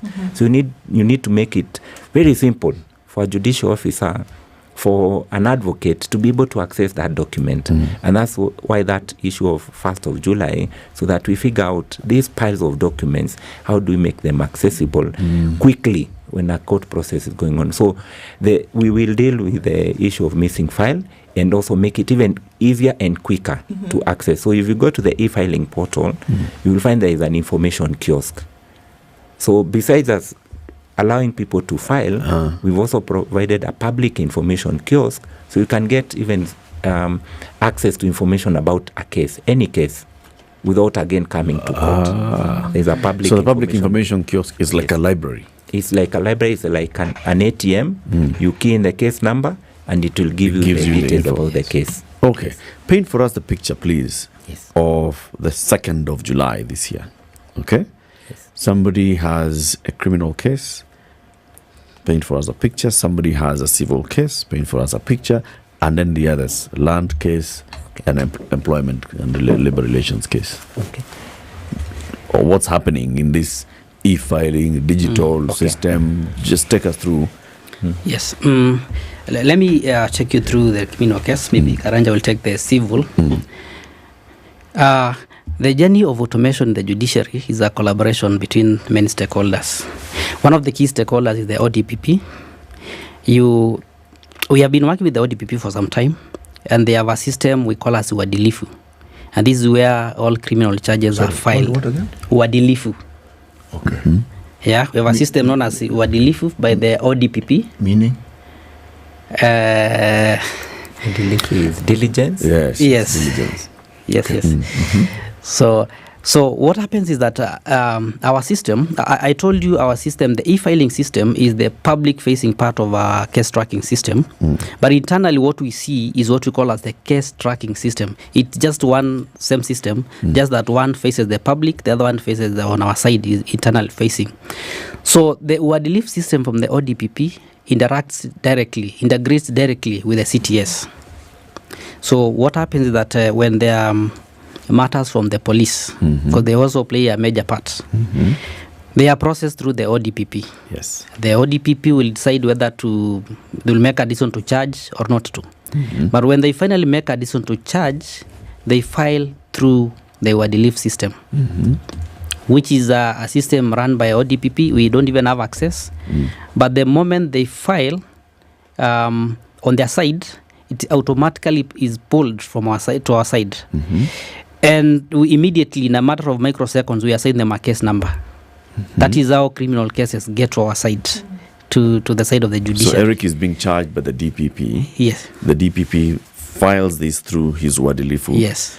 And posts it into the judiciary. Then immediately the judiciary assigns a case number. The system assigns a case number. Yes, a case number. So once the CTS system assigns a case number, the ODPP, they're able to see the case number. And that case is filed. And then it proceeds like the rest of the cases, now through CTS. More documents can be filed. The law firms, even the litigants can be able to file more documents. And the process continues now in CTS until such a time when it is disposed. So what is happening now next? After the case number, yes, what happens next? So is it considered that the DPP has charged me? Yes, they have officially charged you. We process. I've been charged? Yes. Okay. Now the court now starts processing. And so next thing is, the system assigns a date for hearing, for mentions, for all these things? And the rest of the activities take place as the sessions continue until such a time when you are either sentenced or freed. The rest happens now on the side of judiciary. In between this, if I come to court and I'm to be released on bond and bail, yes, right? So how does that now work? So I've come in, so bond and bail have been set. I am, of course, being processed and being held by the correctional services people, as the registrar is doing all those things. What we know is that there's a file that's going to be taken to the registry, and then an invoice is going to be generated. They'll be given an invoice. So how does this happen all without printing any paper? So some of the changes that we've done recently, and remember we have a gazette notice, we have guidelines on faster processing of cash bails and fines, which is what we've been trying to automate. So what's going to change is that we'll move from the paper files. We'll also move from that scenario where you come in the morning, then all of you maybe take plea, then you are processed late in the day. So what will happen right now is case by case. You are processed, if you are to pay. It is sent, you get an invoice to your phone or your email, and somebody else can pay for you from wherever they are. They can actually pay for you. So you see, it is not going to be as complex as it has been manual. So you see, currently you need to get that invoice, you need to make the payment. There's a lot of printing. So the guidelines are that we are supposed to provide a computer in all those plea-taking courts, so that the second court assistant is able to process you, to process your payment, to enable you to pay, and you don't have to wait for the rest of the people. So our system will be able to send alerts, send you an invoice to your email, to your phone. It can be forwarded to somebody else to pay for you. It doesn't have to be in that court. Actually, while in Nairobi, you can pay for somebody in Mombasa. That is where we are going to. I just need to forward the invoice to them. Yes. And they process using the number. There's a pay bill. They pay. Is the number that you are supposed to pay for. The moment you pay, it goes to the bank. Bank updates our system. It appears on our side that you paid, and you're freed. That's it. That's it. What about in the cases when I need to produce a surety, a bond or surety? So I've come with a logbook or a title deed. How do I lodge that? It's going to be the same process. I have to scan them. Yes, they need to be scanned into the system. Of course, they need to be verified, first of all. Yes. You can't accrue your stage. Yes. They will need to be verified, then they are scanned, and they get part of the document that have been filed in the system. The rest of the process is the law. It doesn't change. Then you are freed. It's just that we're moving from manual to putting into the system.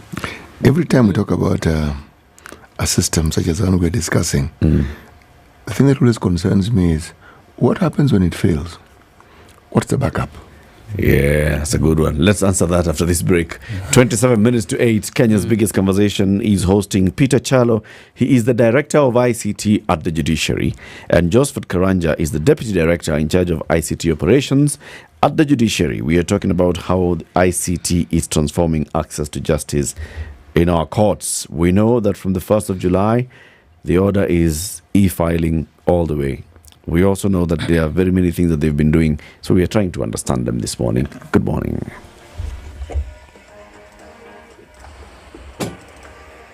This is the Situation Room.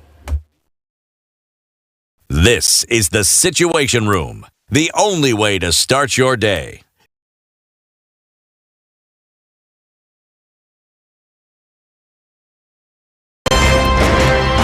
It's critical that people pay taxes. But then taxation has to have a limit. When you start overtaxing people beyond certain limit, then this is now we call robbery with violence. We are all struggling, but we don't show. If you're not doing well, shame on you. But you have to say, I'm broke and I'm struggling. We are not okay until everybody is okay. We are pretending to have political parties. Why don't we just be honest? And we say, these are the Luyas, these are the Kambas, these are the Kikuyus, and we find ourselves in Kenya. You know, with politics and leadership, no matter what you do, there will always be a complaint. There will always be the assumption that you're either stealing or you're not doing things right. As a leader, don't fear. If you know you're doing the right thing, you've thought about it, you've got an expert advice, do it, then understand later. This country, we don't need prayers. Prayers is between you and God. Good governance and thinkers who care about the country. weather with SpiceFM. Conditions in Nairobi, we'll see highs of 27 and highs of 30. In a sunny Nakuru at 15, it's 15 and sunny in Nyeri, going to highs of 29, while at 14, Eldoret is sunny with highs of 27 and lows of 12. Cloudy in Mombasa at 27, we'll see highs of 33, while it mirrors in Malindi, where it's currently sunny, 27, going to highs of 33. Kisumu is sunny with highs of 33, and we'll see highs of 34 in a sunny Kakamega at 19. It is 21 and partly sunny in Kampala, while Dar es Salaam is sunny at 26. We're looking at sunny conditions in parts of Johannesburg, but mostly cloudy, going to highs of 24. And at 25, light rain in Lagos, and we'll see highs of 34. And it's also raining in Kinshasa at 25, with highs of 34 and lows of 25.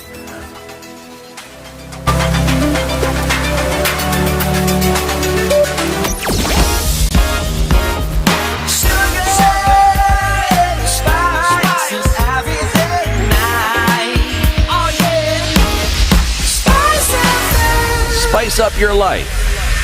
Okay, not too crazy of a morning today in certain parts, pockets of Uhuru Highway. Some traffic as you try to get into the city. And then coming off of State House Road, that continues. On the Thika Super Highway, we're seeing traffic creeping closer to the Outer Ring Junction. So for that, it's now becoming a snail's pace into the city.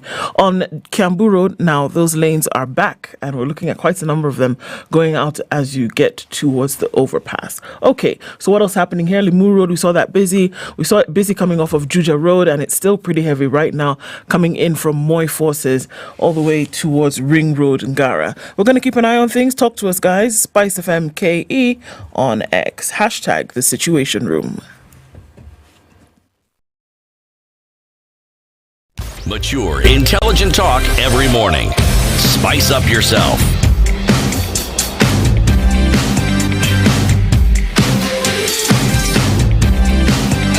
Mornings done right. 94.4 Spice FM, Nairobi. All right, our conversations continue with the director and the bosses of ICT at the judiciary. So the first question was from CT. What happens when? System is down. Maybe you could go back and ask, what have we done so that the system is not down? Then we'll see. As Peter said, this has been a journey. So we've taken the precautions to make sure that this system is stable.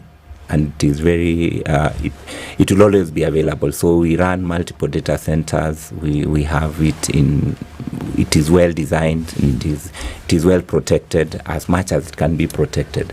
But in case it goes down, we've identified that one, it could go down national. We could have a national outage. So we've put in place what we call offline mode. There's a way for us to be able to process court documents, especially time-bound matters. You know, your court says you have to file this by 6 o'clock. Maybe you have to pay your bond by 6 o'clock. So time-bound matters, certificates of urgency, those ones we are able to file them. There's a way we manage them through a manual process for that short time, and in a way that when the system comes back online, we'll be able to integrate them back to the system. So that makes sure that we're able to continue processing. System could go down when people are waiting to be released on bond. We don't want them to go back to prison or to jail. So that we're able to process. Even when the payment process goes down, again, we have many channels of accepting payment. If M-Pesa is not working, you can directly go to the bank, and as long as you have your case reference number, the payment reference number, you'll be able to pay. You can go to an agency. So we've provided multiple ways of paying. Just to look at which points can cause the system to fail. Yeah. Okay. How do you align with other agencies that you require information from through cases, but then are not digitized or have not gone through? And I think of, you mentioned some of them, where you might have from the police, for example, who have files from here to Timbuktu in paper form, and now you're saying the judiciary is digitized, but they still have the heavy files. Yeah. How do you then do that? Whether it is ODPP, whether it is the police, whether it is prisons, they're not digitized, but they are the agencies that you deal with every day for the court process. So as the CJ said, it's e-filing for everyone. So even agencies all have to comply. Now, remember, we work under NCAJ, National Council on Administration of Justice. So most of these agencies are within, especially for criminal justice sector, and the advocates, they are represented in NCAJ. So if the agency does not have a system like we have with the ODPP and Wadilif where we can integrate, then we create accounts for them, just like we do for the advocates on e-filing. So they'll open an account and then they'll file through that account. And if you watch when we are launching, the first presentation was from Garissa prison. So the prison has an account, all prisons have accounts, and they're able to file for the prisoners on their appeals and all. So all agencies will be expected to create an account. But the encouragement is that all our agencies will be creating their internal case filing systems, and then we can integrate. But for now, anybody who needs to file, we work with them, we assist them, we train to create an account, and then through those accounts, then they're able to file e-filing. So there are no exceptions on who can file. So luckily for the police and most of the criminal justice sector actors, they go through the ODPP. Most of them have to file through the ODPP. A few come through directly. EACC, sometimes they'll file directly, so they get the e-filing accounts. Otherwise, the police file through the ODPP. So if they are witness statements, charge sheets, they have to be scanned, uploaded to the ODPP, and then the ODPP, once they make a decision to charge, then that file is transmitted to the case tracking system. Okay. Nice.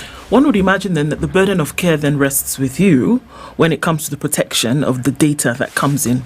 Because everything, your age, date of birth, where you live, if you filed anything in court, one would imagine that has to do with the case, and all your information is there. We had a conversation a couple of days with the Commissioner of Data Protection, and that's one of the questions that comes in, and the judiciary is one of those where we say, okay, well, a lot of information lies here. How does protection come in for the information that, is vast? That's with you. Yes. So data is very important to us. Remember, we actually collecting a lot of information. By the time you successfully file a case, it means then you've keyed in a lot of information. And we have a lot of stakeholders, like Aranja said, but there are some stakeholders who file very sensitive documents. I'm talking about the witness protection, probation, children. So these are matters that, yes, they are filed like the others, but the way they appear on our side, the way we take care of them is not like the other documents. There are some which can only be seen by the judicial officer, not even the registry staff. There are those that, again, cannot be filed very early. Sometimes they file just before the case, or maybe the day before, and they go straight to the judge or the judicial officer. And therefore, we are taking care of such, making sure that even internally, that information goes to the right people. Now, with regard to data protection, we are trying to establish redundancy. Karanja talks about data centers, and we have policies in place. Policies about data, policies about disaster recovery and business continuity, just to make sure that not just protecting the data, but ensuring that there is also continuity, just should anything happen. And we try to make sure that where our data centers are located, again, they are also secure. In our systems, in terms of privacy, you can only file if you have an account. Okay. Yes. and you access documents that are to do with the case that you're handling. Same to our judicial officers, you only get to see cases that you're handling, and nothing outside that. And this is very important because it ensures privacy. If you are updating outcomes, you're adding activities to the case, again, it's you to do it. And we really track all activities in the system so that at least we are also accountable. On this happened, we know exactly who transacted. And so we are able to some good level, assure of privacy and confidentiality of the data that is filed. It's an area, if you consider the field of cybersecurity, is an area that you must keep on improving. It's not an area you'll do today and say we are good. So can officers of the court, at whatever level, access the system outside of the court, outside of the judiciary officers?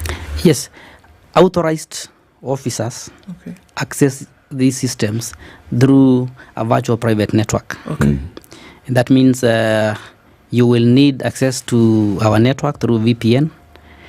Then again, you'll need access to the system through username and password, through a two-factor authentication. So yes, they're able to access, but through a secure channel. All the way. There are two gentlemen that I always remember. One is called Joseph Munguti and another is called Benjamin Macau.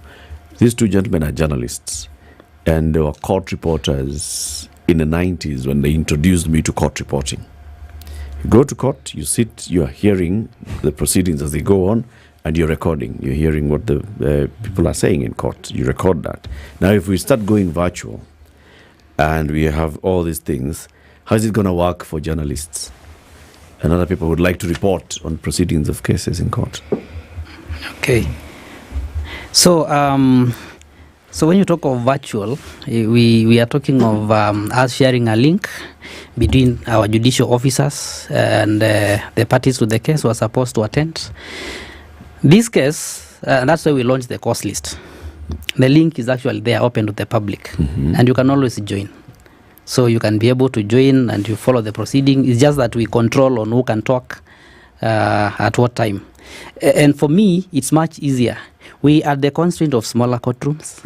Now with the link, I believe it's even more open to the media to be able to access, join, and be part of the conversation. You can follow. From the comfort of your newsroom desk. I see. So basically what we're saying is that anybody in the country, if you just check the course list and you see a case that's of interest to you, you click the link and you can follow proceedings.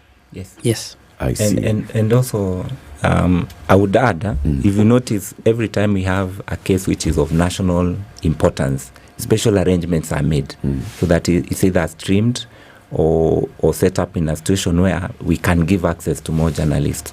But yes, and two, we'll be able also, at request, you can even get a recording of a case. If there is a case you really want, through the court, you make a request, you can avail the recording for other work.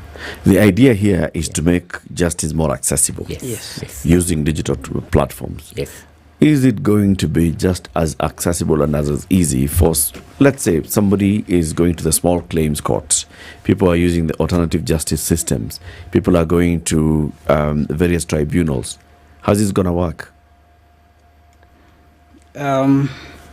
I believe it's going to be easy in a number of ways. First, it's going to be easy to access justice because first you don't need to travel.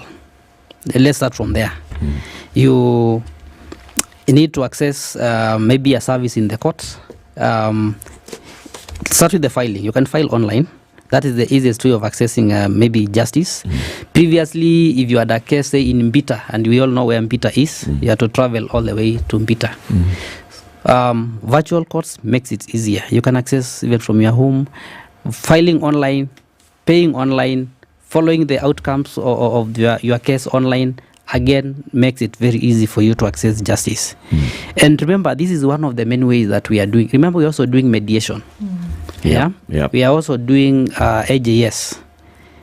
And we are trying to coordinate all of them and make sure that they are working. They are alternative means of accessing justice. There are many of them. So when you combine technology and other options that are there to access justice. For me, when you reduce the distance to court, when you provide multi-doors, when you provide many options, it's providing more access than before. Yes. What about in cases now where you have poor connectivity? Of course, your system is robust. It's working very well, but from our end, from the user's end, the user has poor connectivity. They are live in court. The judicial officer can't hear them. Unasema nini? That's going to really impact the proceedings in court. So what are you going to do about that? That has been a challenge, and that's why I told you we started with the worst case scenario, Mandera, Lodwar, and we wanted to understand the challenge. It can be worst in those regions. And we were saying, if it works in Mandera, if it works in Lodwar, it will work in Machakos, Kajiado, because we have better infrastructure there. But we still have issues of internet. And internet is affected by many factors. If there's no power, then most likely there's no internet. Yeah, there's no internet. And so one of the measures that we've put in place is to ensure that we also collaborate with the other government agencies. The Ministry of ICT, the ICT Authority, the Communication Authority have been very helpful to us. In fact, day to day, we work very closely. You will notice that right now we have slightly above 137 court stations. And what we've done is that we worked very closely with the ICT Authority. 78 of those are on fiber, the NOFB, National Optic Fiber Infrastructure. So that becomes our secondary link for internet. Primary link is provided by other service providers. So what happens is that it means when you are down, the secondary link takes over. And that's what we are doing just to make sure that at least it's stable.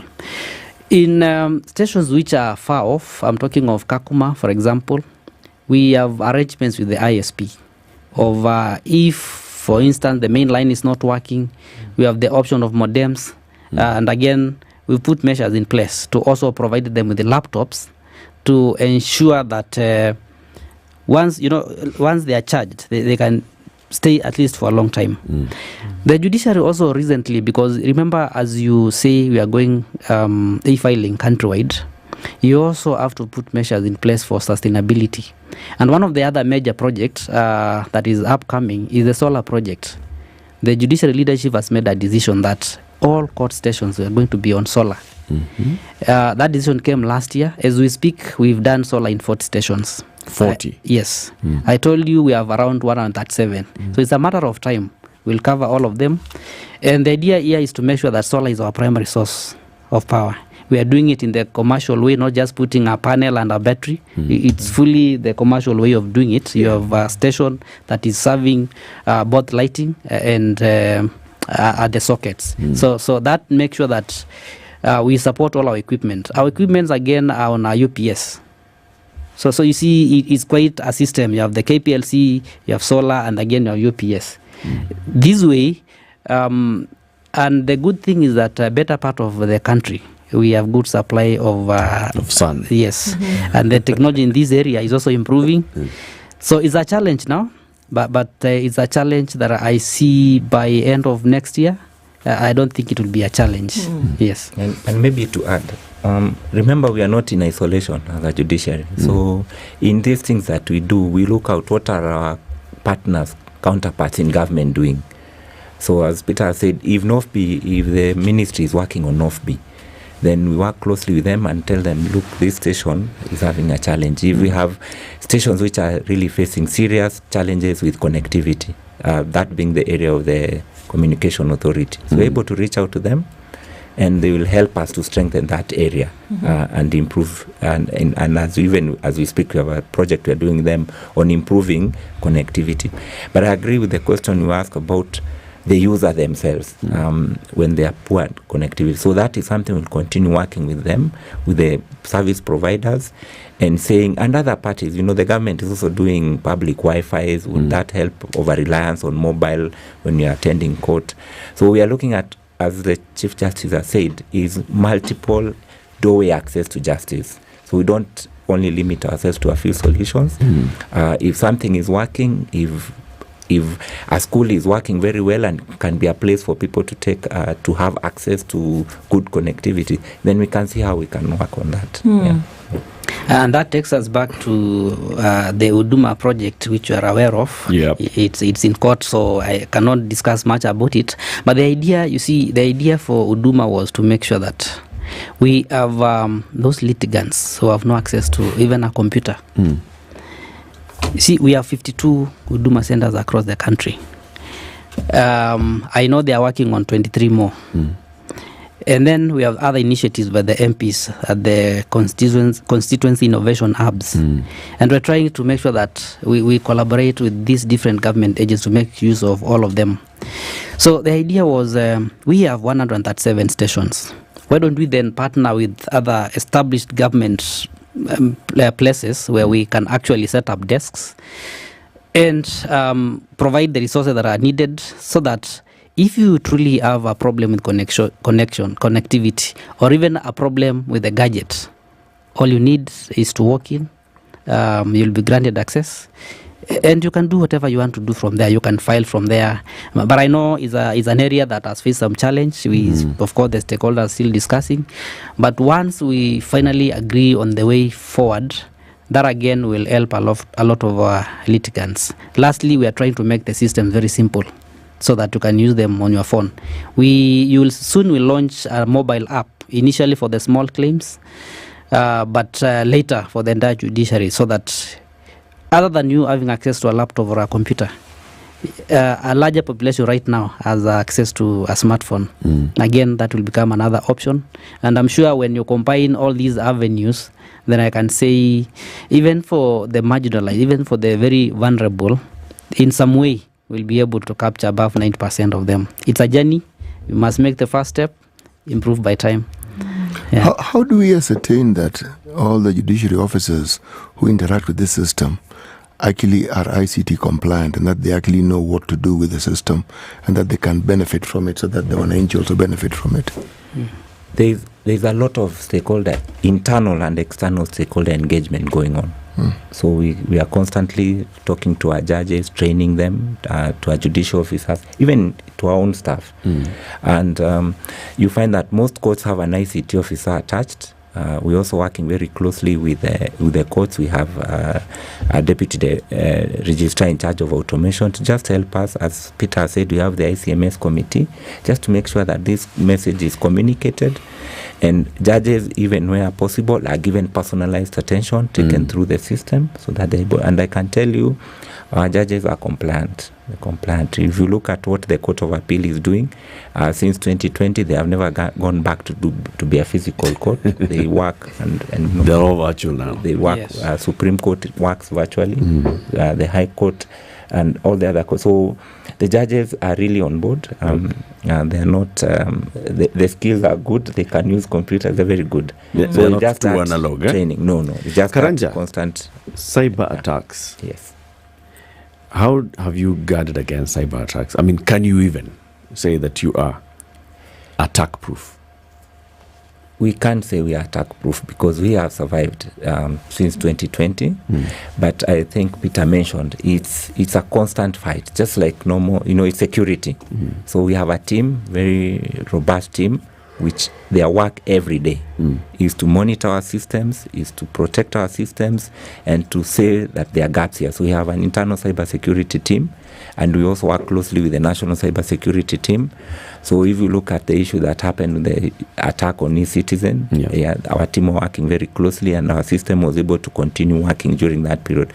So without going to details because of the nature, we have a very robust team which assures us that that system is up and running every day. They monitor, they look out for new attacks, and make sure that it's working. And also just providing these redundancies in terms of data center, in terms of systems, even in terms of personnel. You have redundancy on that. Yeah.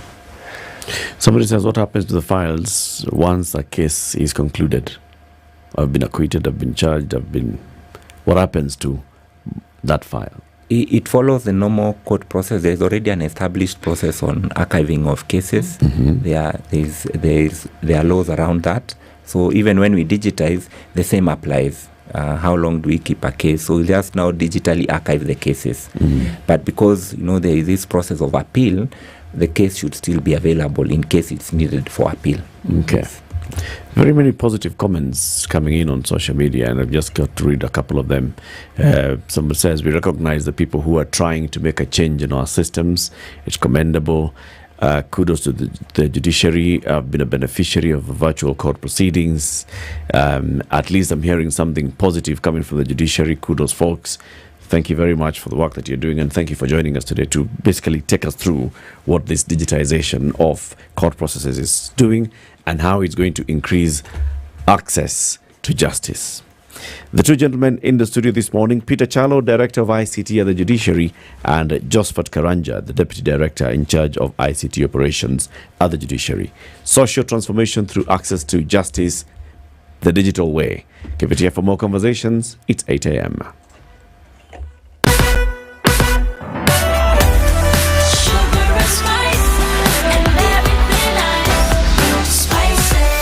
Spice up your life.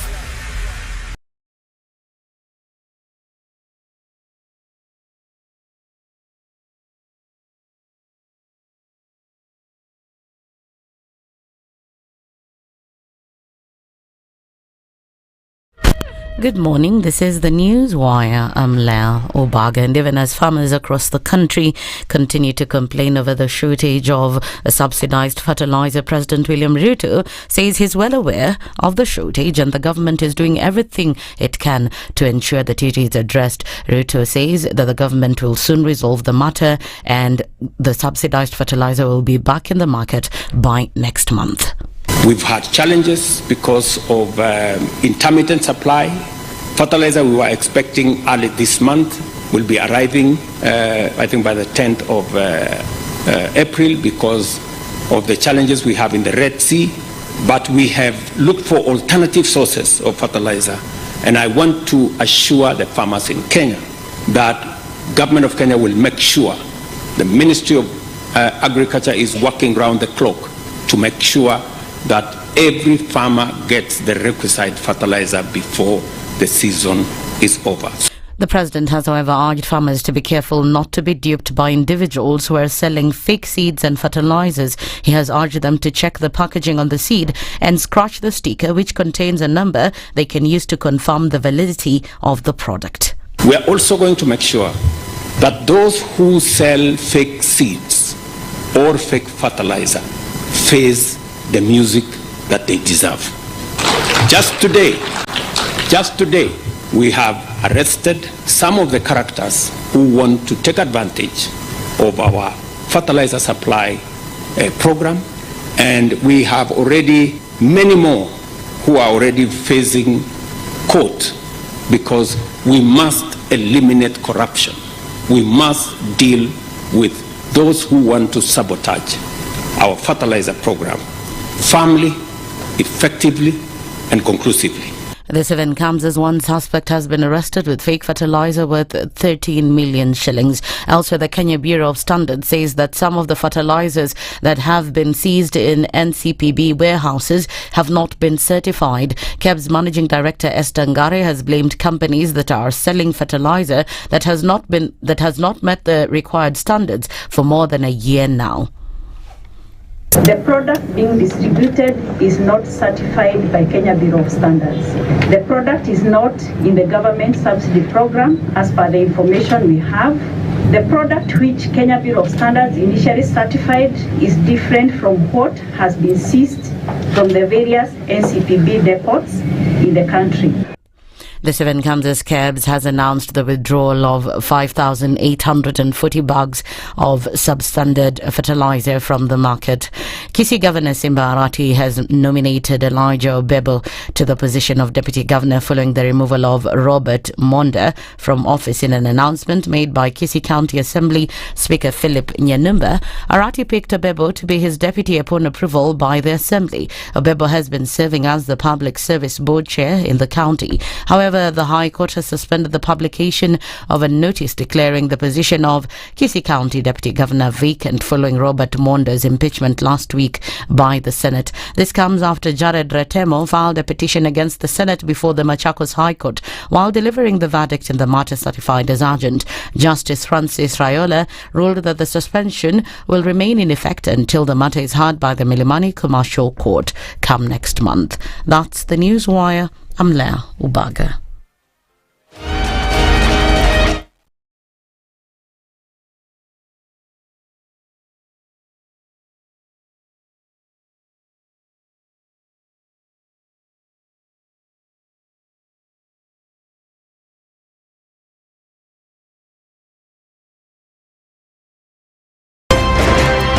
Thank you very much, Eric, and it's good to be at the Situation Room.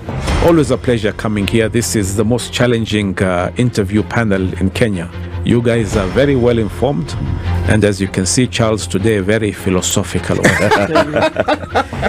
To be poor in this country is the greatest sin you can commit, not just from a legal perspective, but from life generally. It is very, very skewed. We've just heard on the floor of Parliament, just most recently, a leader within the ODM saying that Sisi ni ng'ombe is a baba. Yeah. Which means that you're willing to be milked dry. You cannot force me to believe. I'll give way. If it's a land that I'm told to return to you, I will. Okay? Because the court has said so. But I'll continue saying 102.5 Spice FM, Kisumu. All right, still heavy coming off of Thika Superhighway this morning, and we're getting some of that getting into the CBD. It's also heavy on Kiambu Road, and we're looking at traffic on Juja Road, which has been quite something as you come out then towards Murang'a Road on this side, and Ring Road and Ngara on the other side. So that's pretty busy. Limuru Road is busy, taking in all kinds of traffic coming in from Muthaiga, and all of this that comes in then from this other side of Spring Valley. James Gishuru, some traffic as you head on past Waiaki Way, but not too crazy. Mzima Springs has quite some traffic, and all of this is coming in from Kileleshwa, from Arboretum, that comes in from State House. So all of this is connected, but I think we'll see that dissipate over time. Ngong Road busy. I beg your pardon, Uhuru Highway busy as you're getting into the city centre. Let's take a look at what was happening. Likoni Road, a little bit of that heading and crossing over through towards Enterprise. But then at Cabanas, going towards North Airport Road, we're going to see some inbound traffic on Outer Ring. There's also traffic coming in from the Eastern Bypass, but we're going to keep an eye on that and see what happens as we get out of traffic hour. Let's talk, shall we? SpiceFM KE on X, hashtag The Situation Room.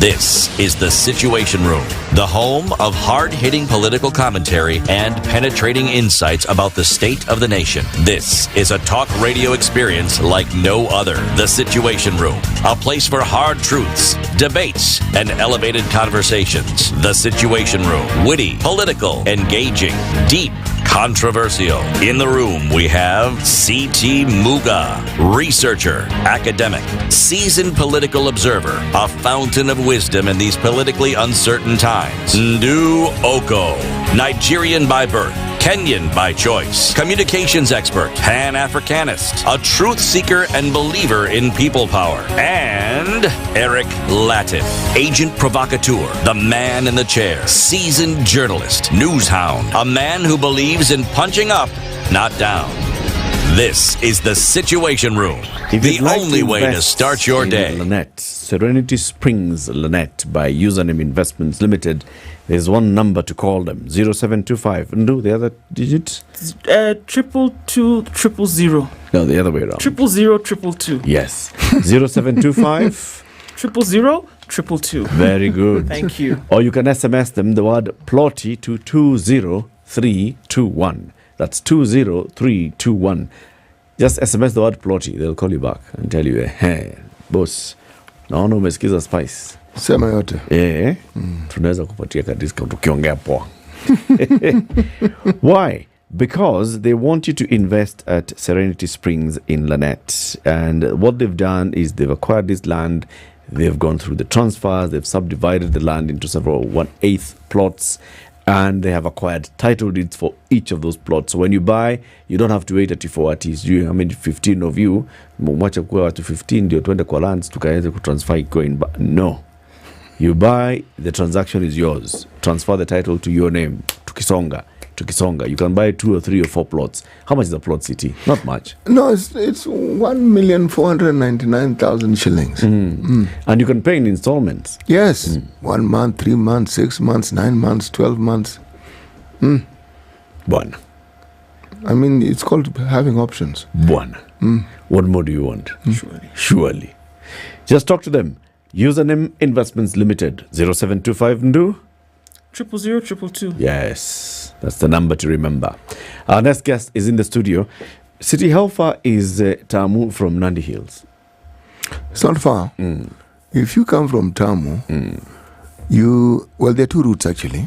But let me use a simple one. You get to a place called Chemelil. Yes. Then from Chemelil, you then turn right. Place called Kopere. You keep going up.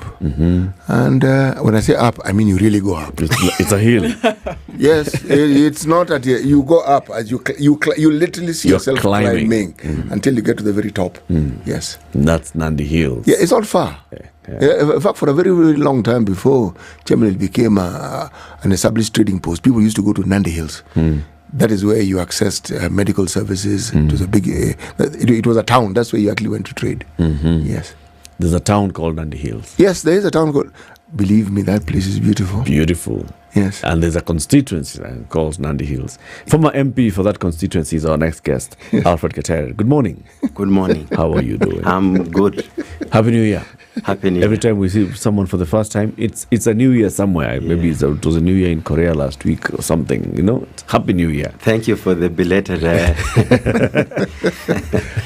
Karibu sana. Asante. So you see, you guys are neighbors. Oh yeah. Yes, I come from Moroni. Oh, Moroni. Moroni is not far from Nandi Hills. They still do many things from Nandi Hills town. Actually, we do. Even the hospitals and many. We do. In fact, many people who come from where I come from would actually rather go up to Nandi Hills. Yes. Services. There are more facilities up there. Yeah. Right. Yes. Right. It's a beautiful place. Yeah. Very beautiful place. All right. So we talk about, the politics and what's happening in the country shortly. But to welcome you to this conversation, CT, your neighbor will give you the day's proverb. Yes. A rich man who does not know himself is worth less than a poor man who does.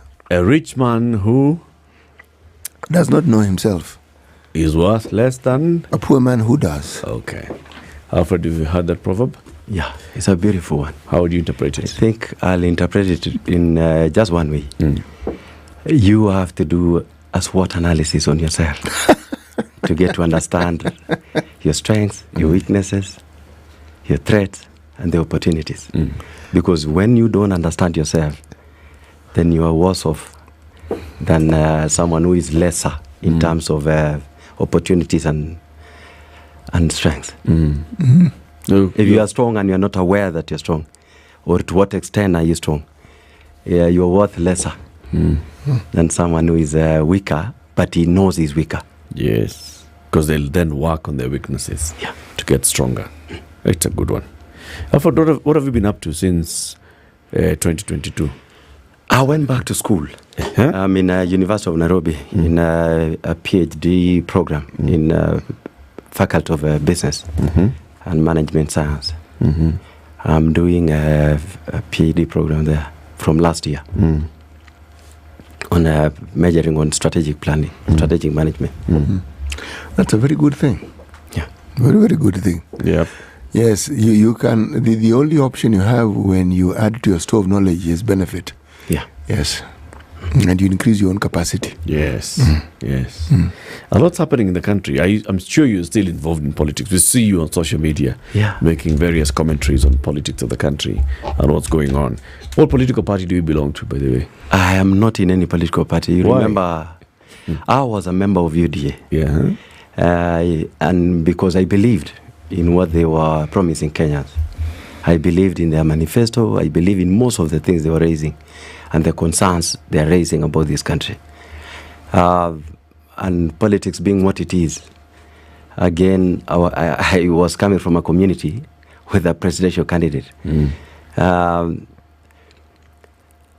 Then, immediately after nominations, which I won by a big margin, we were told there was no election, there was no nomination. It didn't like there was no. Your nomination was nullified. It was nullified, but unfortunately, they nullified, saying it didn't happen. But they said, instead of, because by law, when there is a problem in an election, you either repeat the election, or there must be a way forward. But we were told later that because there was no election, we are giving the ticket to number 2. Did they say number 2 or did they say number 2? Because number 3 and 4 and 5 were complaining. But number 2 on what basis are you giving this one? Number 2 in what? I don't know. I think that question should be for better. you to have a number 2. Yeah, there must be an election. There must be a number 1. Yeah, there must be a way of determining. Because number 3, 4, 5 complained. 4, 5, 6. I think we were 7 candidates. They complained that why are you giving the current member of parliament? They were told no, because there were challenges. We decided to give number 2. Is that the reason that they gave? Yeah. That's what they were told. But it's a bit confusing, because just like Eric says, if there's a number 2, then there must be a number 1. Yeah. So why would they take the victory away from number 1 and give it to number 2 because of confusion? Not just that, because they were saying there was no election. And now, if you are to number people, it means there was an election. Okay. Even before you get to the point where anytime there is a number 2, there must be a number 1. We saw a lot of this happening in the last election, all right, where political parties were using several ways. 1, direct nomination, or 2, indirect, right? And we also saw where political parties would say that we have conducted opinion polls with 3 different agencies, reputable agencies, and this is what we have seen. And from those opinion polls, we clearly see who are the popular candidates. Jubilee did that. Even UDA in some areas was talking about opinion polling and seeing how candidates are faring. Is that what you were told, Alfred? No, it happens. Opinion polls are Did carried. they say that we are looking at the opinion polls and we are giving a candidate who is stronger according to the 3 opinion polls? Let me correct that. Where opinion polls applies is where there is no nomination process, where there is no election. In regions where the party is not that popular, or in regions they don't want a contest, or for many other different reasons, especially when they want to move someone who is running for governor to a different seat, or to move someone running for women rep to be given a slot in the nomination in Senate or National Assembly or County Assembly. That's where the opinion polls applies. But for us, there was an election, which happened. I hear you. But I'm trying to go into the other side. Because the party said, as far as the party is concerned, there was no nomination. So then did they say we are now using opinion polls to award a certificate? They didn't say that. They said they're giving to number 2. Because they didn't want me to be... And Eric and CT and our sister. No, you have to remember this. I've come a long way. And being what I am, because I cannot change, I believe in when you are elected as a member of parliament, you are not just representing the views or the positions taken by your political party. It is the people you represent and Kenyans at large, because at the level of National Assembly, you represent the people of Kenya, not just the people you represent in your constituencies. It is different from what happens in the Senate, which I think that's another subject which I want to discuss, because you're basing on before elections and after elections. What are the challenges that we have faced as a country? And so the point I'm trying to make is this. As a member of parliament, you have one responsibility and a role that is obligated to you by law in our constitution, to represent, to oversight, to legislate, and to budget which are specific roles which are given by the Constitution. And you actually oversight the executive, which is not the case at the moment, because that is what they wanted. They wanted a parliament where they could control. Because I remember, if you take your memory back to 2017, 2018, immediately after our election, they were now, when we go to parliament after being sworn in, we were to form committees, to be in different committees, and to elect leadership to the specific departmental committees in parliament. And if you remember well, I even went to court because I won to be the chairman of Labour and Social Welfare Committee. And I refused, and I declined the positions taken by the president then, Uhuru Muigai Kenyatta, with the deputy president, where a list from State House came specifying on who sits to be the chair of what committee, who sits to be a vice chair. You know, that's a role and a responsibility that is given to Parliament. The members of that committee are given by law the power to elect their own leadership. And in any case, Parliament should be oversighting the executive. So you cannot choose a referee as a player. Sure. You understand? And that is the reason why this country is going backwards. And I've had many stories, including even the new report, which was taken, I don't know, to Raila Odinga. Then I saw it to, Nadco. The retired former Prime Minister. The Prime Minister. And then they went to see the President, the Nadco report, which talks about the leader of official opposition.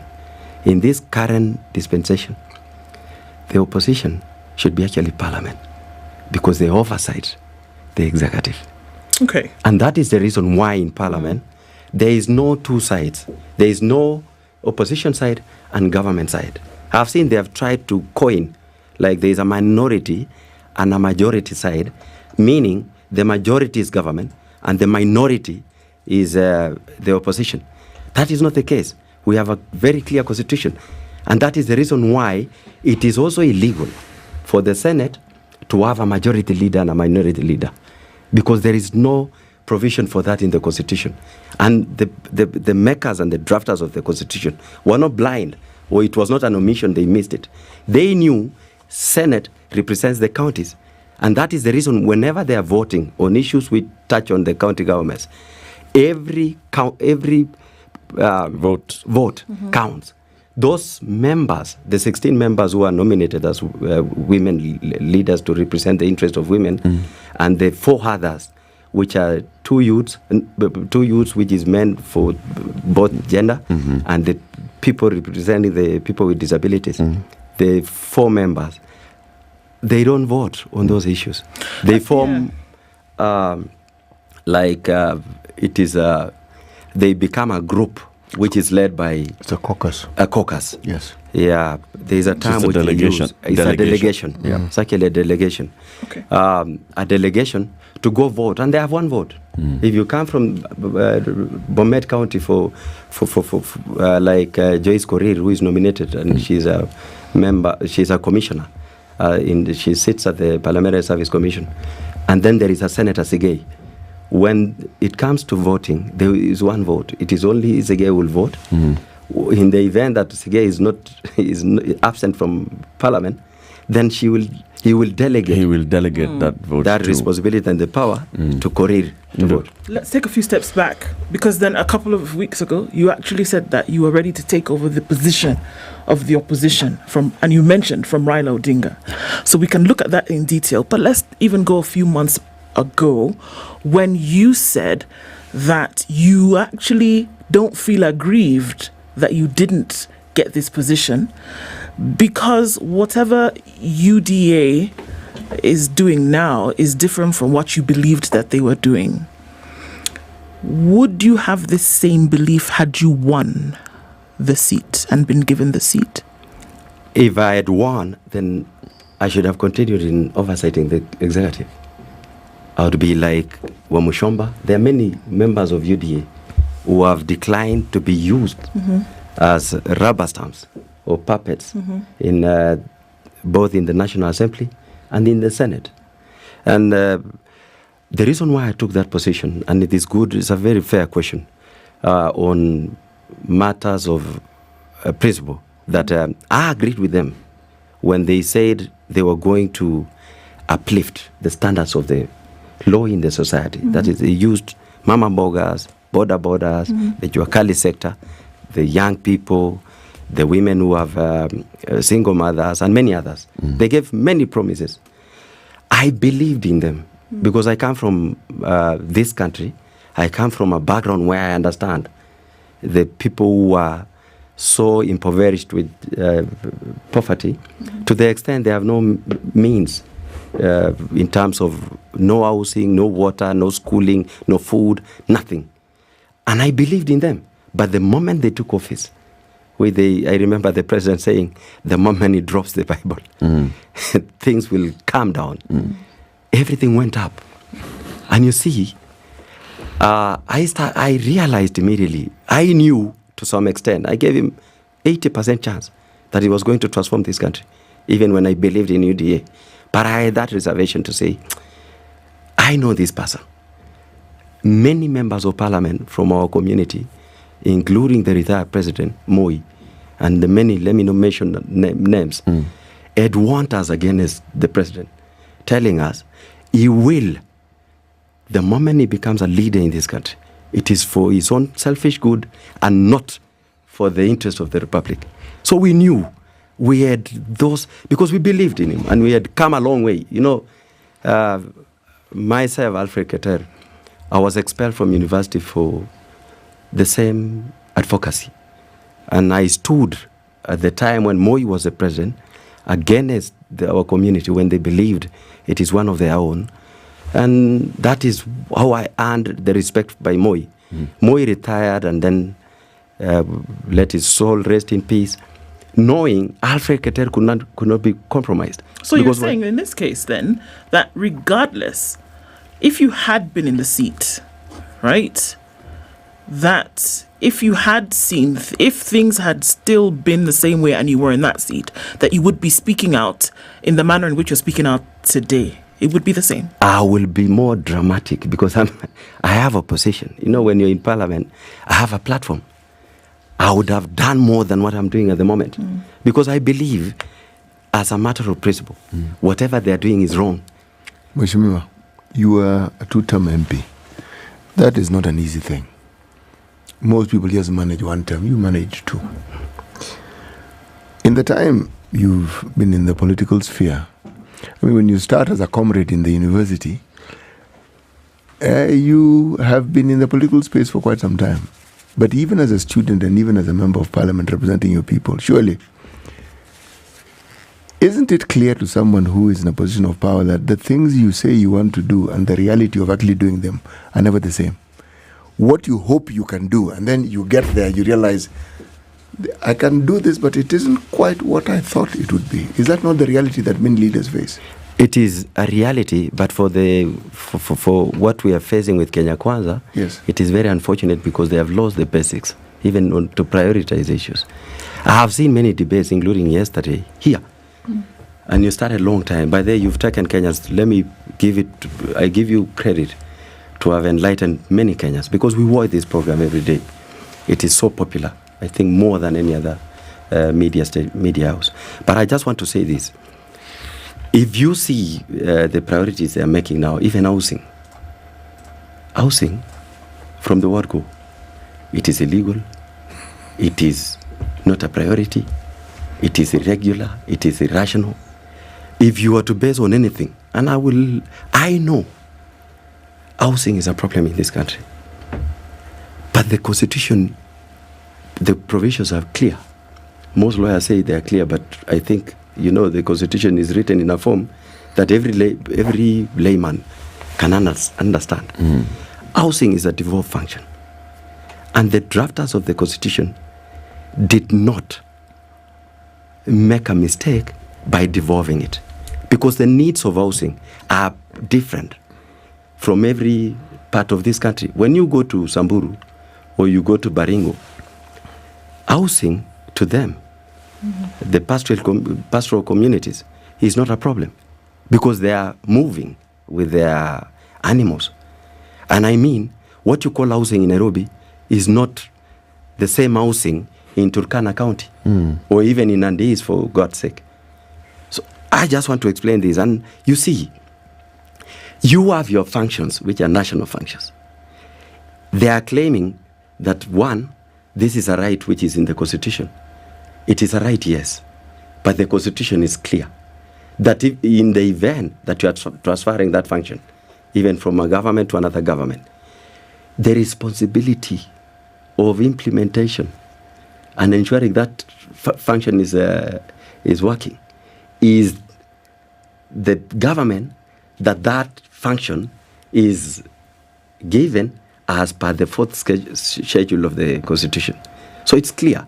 Housing is a county function. Even the challenges that we face in Nairobi here, the slum issues, but you must remember, there is also legislation which should be done at the national level on cities and urban centers, which there was an introduction when I was in Parliament. I remember the it was called the Metropolitan, where you approach the city differently. It's not just a county. This is different. The challenges that Sakaja is facing is not like for any other governor, because Nairobi is the capital city of this country, and there are needs which are different from any other county. There are needs which are different for a city or a town or an urban center. And I want to say that in as much as housing is a problem, let the devolved function be addressed by the governments which are obligated by law. And if we were to go ahead, not just about the illegality, even the irregularity, how you are collecting, the finance, there is on principles of public finance, Article 201 of the Constitution. It talks about the burden of taxation shall be shared fairly. Meaning, you cannot tax you, Eric, because you are already giving out a pay as you earn from whatever you get. That other extra tax is not fairly on the basis of you're already facing. It's not like someone like me who is doing business. I don't pay as you earn. I pay income tax, which is different. But you pay as you earn and many other taxes. If you were to explain in any front, including you go to a county and force county governments to relinquish their land, which are community land, meant for public reasons, different. Schools, public hospitals, some are even for sports facilities, and then you turn them to housing. So what are you against specifically? Because what I'm saying, you were, until the nomination debacle, a member and supporter of UDA and Kenya Kwanza. Yeah. This is a part of the manifesto of Kenya Kwanza. The 5 things that lead the Kenya Kwanza manifesto. Housing is one of them. Universal health coverage, food security, that's agriculture and supporting agriculture, and then SMEs and digital economy. Housing is there. And the Kenya Kwanza manifesto talks about what they will do for housing. So if you supported it then, how can you come now and say, this thing is so wrong, it's a devolved function? You knew it was devolved when you were supporting UDA at the beginning. UDA is not, it doesn't belong to only national government. It has members. The manifesto did not say we shall devolve this thing. It was devolved by the Constitution. The manifesto cannot rewrite a Constitution. Eric, allow me to say this. What did you support? You've asked your question. Let me answer. I supported the housing, but to be implemented by the provisions of the Constitution, which is a devolved function. The same case as agriculture. It is also devolved. What the national government should do is to work on policy, and that is what is in the Constitution. That's their function, even both in health and other than the national referral hospitals and policy. You were, as a member of parliament then, you are a leader and a senior leader in, of course, the formation and the movement into Kenya Kwanza, into UDA. Did you have these conversations as leaders of UDA then to say, so how are we going to implement? What is this? What's the detail of this manifesto that we are launching and selling to the people of Kenya? If you read the manifesto of UDA, and I think it has been debated by many others, but I don't want to repeat so much, but I just want to repeat to this extent, that they were not clear on, there was no provision for taxing Kenyans. Remember that this housing was in the Kibaki regime. Yep. It was in Uhuru regime. Yep. It is not an issue that just came from nowhere. It was in the Azimio Even manifesto. in the Kenyatta government. Yep. It has come a long way. That's why we have National Housing Corporation. It was only to be implemented as per the Constitution. You know, you cannot use a manifesto to rewrite a Constitution. You can only use a manifesto to advocate on issues that you want to come and implement as a government, which is both at the national level and the county level. Okay. And that is, to only that extent, I believed that housing should be addressed as a need within every county, because the needs of housing in Uasin Gishu, it's devolved, is different. But for 5 years, Alfred Keter, you voted in Parliament for budgets, and the budgets that were presented by the Uhuru Kenyatta administration to Parliament in those 5 years were on the, what was it called? What was the agenda? The Big Five. The Big Five agenda. The Big Five agenda had housing. Yeah. As one of them. Yeah. And several housing projects were started. Yeah. In the Jubilee administration. Yeah. They were being funded by the national government. Yeah. They were being started, funded, and being implemented by the national government. Yeah. You were in Parliament. Yeah. You were oversighting the national government. You voted for those budgets that were going to finance housing by the national government. Now you're saying it's devolved. But you see, at that time, you must take. I had spoken about their national legislations, which are provided for in the Constitution, on matters to do with cities and urban centers. If you see the housing which was done by Uhuru Kenyatta, it was not in a rural setup. It was happening in a city like Nairobi. For reasons. Is Nairobi a devolved unit? It is devolved. But remember, the Constitution has provided for legislations, which includes the national legislations on cities and urban centers, which are agreed with the creation of metropolitan. Because I had spoken about it, just let me repeat it for your sake and others. This city of Nairobi, the needs are different from any other county. And that is why the drafters of the Constitution provided for legislations to introduce other ways of addressing the needs of a city like Nairobi in a manner that you can create bodies like metropolitan and others to support the needs of a city, because they are different. It allows, if you read the Constitution, it allows for cities and urban centers to have that national intervention in terms of legislations and any other financial intervention or forming bodies like metropolitan city and the metropolitan environment. But within the confines of the Constitution, which acknowledges... Which is in the Constitution. Which acknowledges devolution. Yeah. Right? Cities is one thing. Urban and municipalities and towns is another thing, which is a whole devolved system. Are you saying that the Uhuru Kenyatta administration ran a Big Five agenda for 5 years on only improving cities and using the national laws, and that's why you voted for budgets to go towards building houses? Not all the Big for Five. 5 years. I was addressing about the housing because you must remember the governor then, Mike Mbuvi Songo, signed an agreement with the national government delegating some functions, which is allowed by law.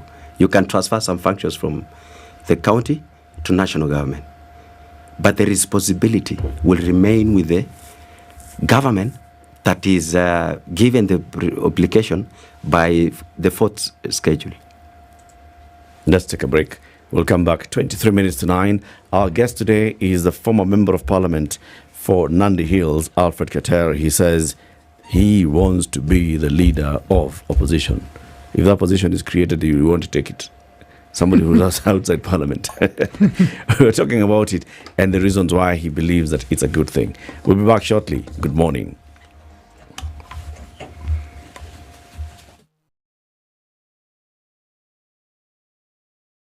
This is the Situation Room, the only way to start your day.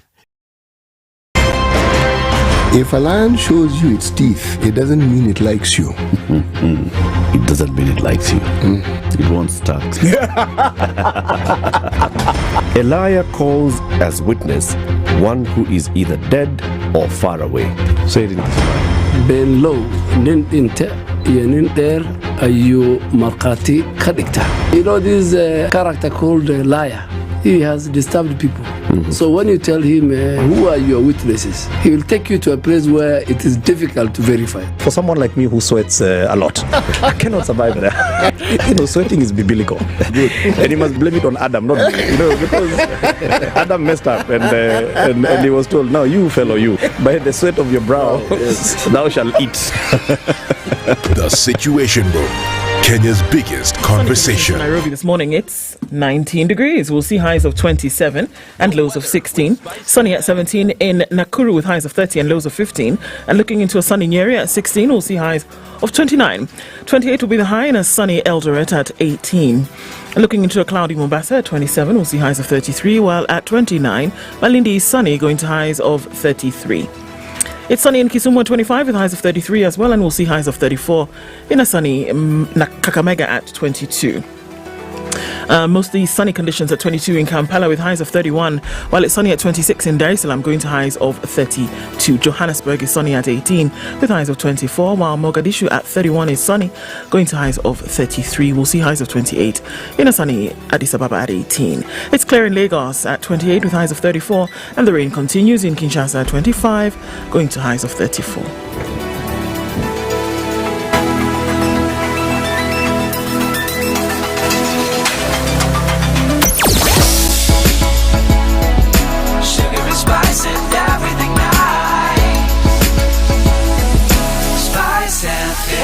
Spice up your... Going on now. Not too busy a Thursday. I think the traffic that we saw on North Airport Road has reduced significantly. Also on the Thika Superhighway, just past Surveys where you see it now, and also a little bit here and there on Kiambu Road. As you come in through towards Wayaki Way, touching on Shiromo and then getting into the city, there it gets busier. But apart from that, traffic doesn't look like it's going to be too much of a headache today. Where it is, it will not last for long. Keeping an eye on things, let's just do that on SpiceFM KE on X, hashtag The Situation Room.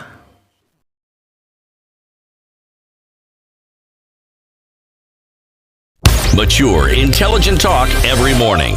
Spice up yourself.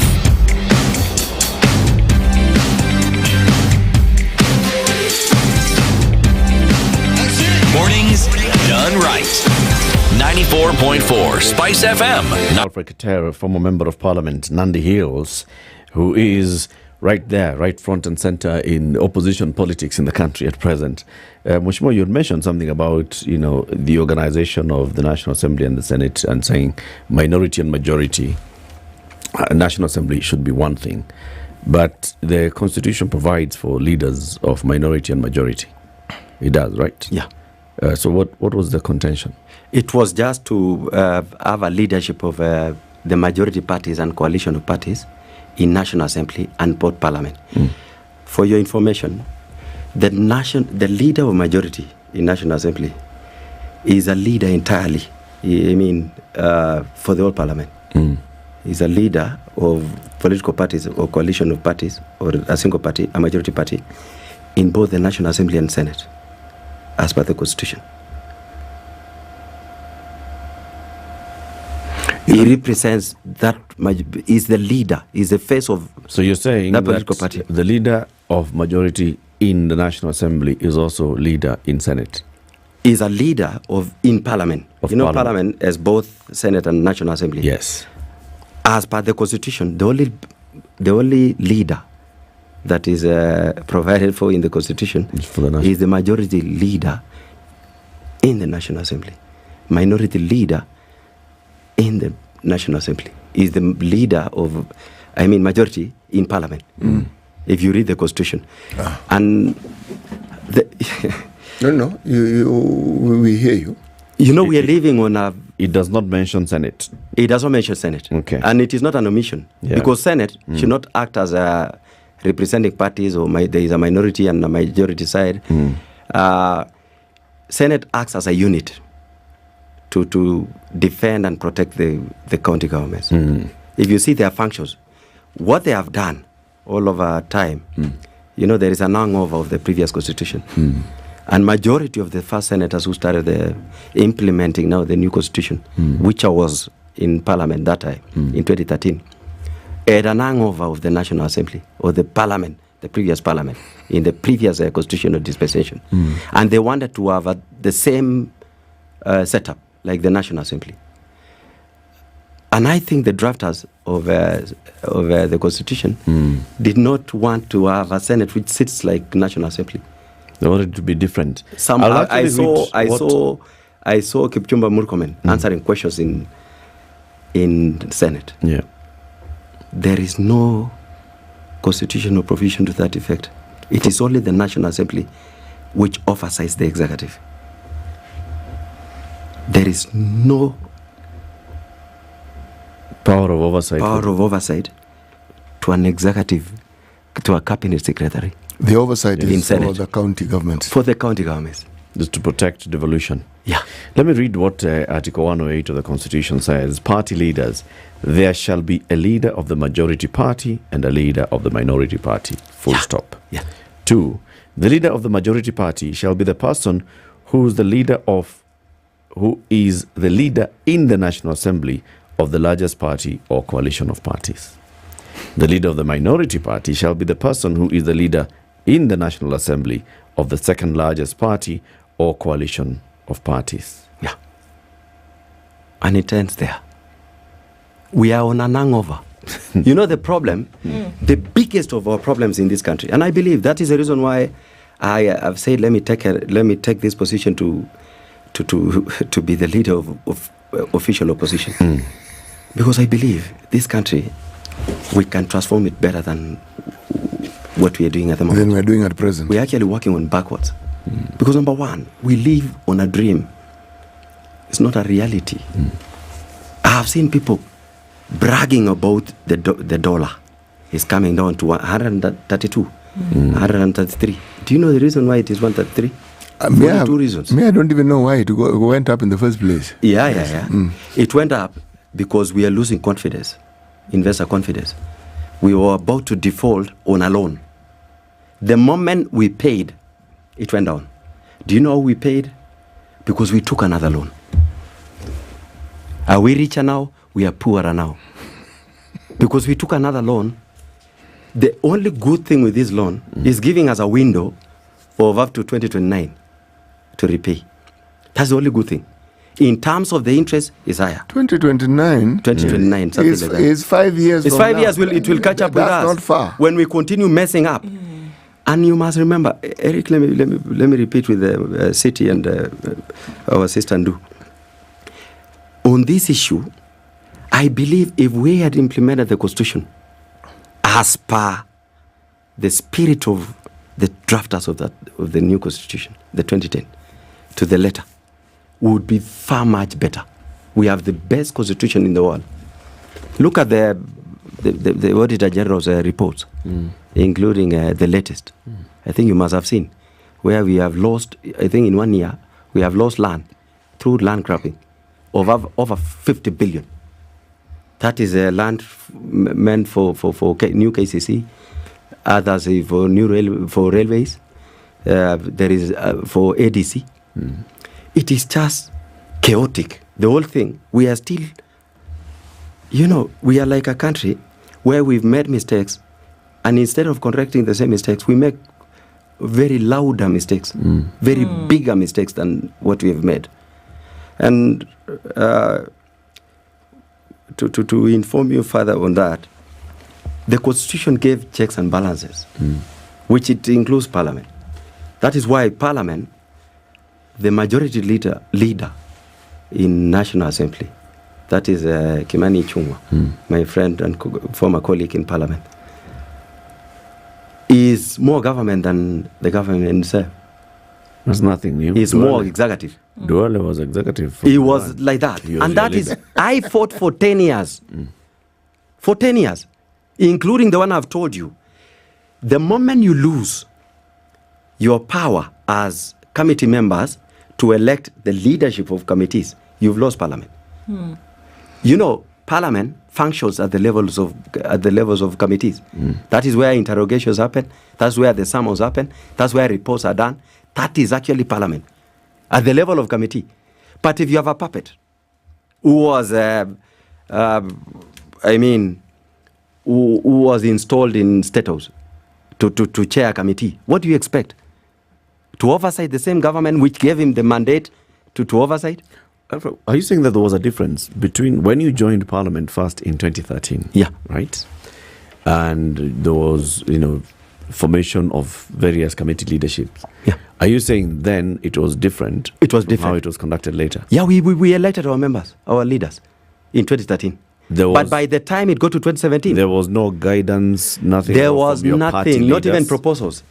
We were given, you sit in this committee, the extent that parties went was to give a list to say, as a member of this UDA, or at that time it was URP, TNA, you will sit in this committee. Then you negotiate, you lobby, you do whatever you want to sit in this committee, you convince them, you are allocated a position in a committee. Was there a silent endorsement coming from the party? No silent endorsement. You see, even if you were to coerce and lobby for someone, it's different from dictating and saying, this person must sit. Like for my case, they endorse people in status. Alfred Keter, being what I am, I went to Parliament and campaigned for the seat because the Constitution is clear about it. And both Uhuru Kenyatta and William Ruto tried to convince me, even on 1-to-1. And I challenged them. You want to perform to the best interest of this republic. Yeah? You have a manifesto which you want to implement. If you want to implement, if you mean good for this country, allow Parliament to function as per the Constitution, to be independent. Nobody convinced me otherwise. They left me and coerced and used duales and of that time and washalis to go and lobby members of Parliament to say we have no confidence in Alfred Keter after 2 days in election. Some were even saying that we were out of our minds when we elected Alfred Keter. Because they had to write something. So the members made a decision. Not members. What they did, because the members must make a decision. Yeah, so they called all the members. So same way and you campaigned is the same way others campaigned. No, you see, you but cannot the decision blackmail. was made by members. I'm saying the problem, of course, lies with the members. Okay. It lies with the members. And I even I spoke about it in Parliament many times. It lies with the members because even after, like me, what stops you from coming out of State House with a list and saying that list was like any other proposal? So then can we ask the question, because it's always been in my mind then, that if you have an intent to do something, regardless of what happens, that you will stick with your intent, isn't it? And that is exactly what I did. Right? So then, from what you're saying now, is that we have quite a lot of members of Parliament, or rather those who are representatives in terms of legislation and indeed oversight, that then actually are not there representing the people, but they're there to sing or rather dance to the tune of the executive, and that is the reality. Yeah, that is true. That is 100% correct. But let me say something on this. You see, that is one of the questions which I expected, and I really want to demonstrate it this way. The reason why Parliament is there is because it wants to provide checks and balances.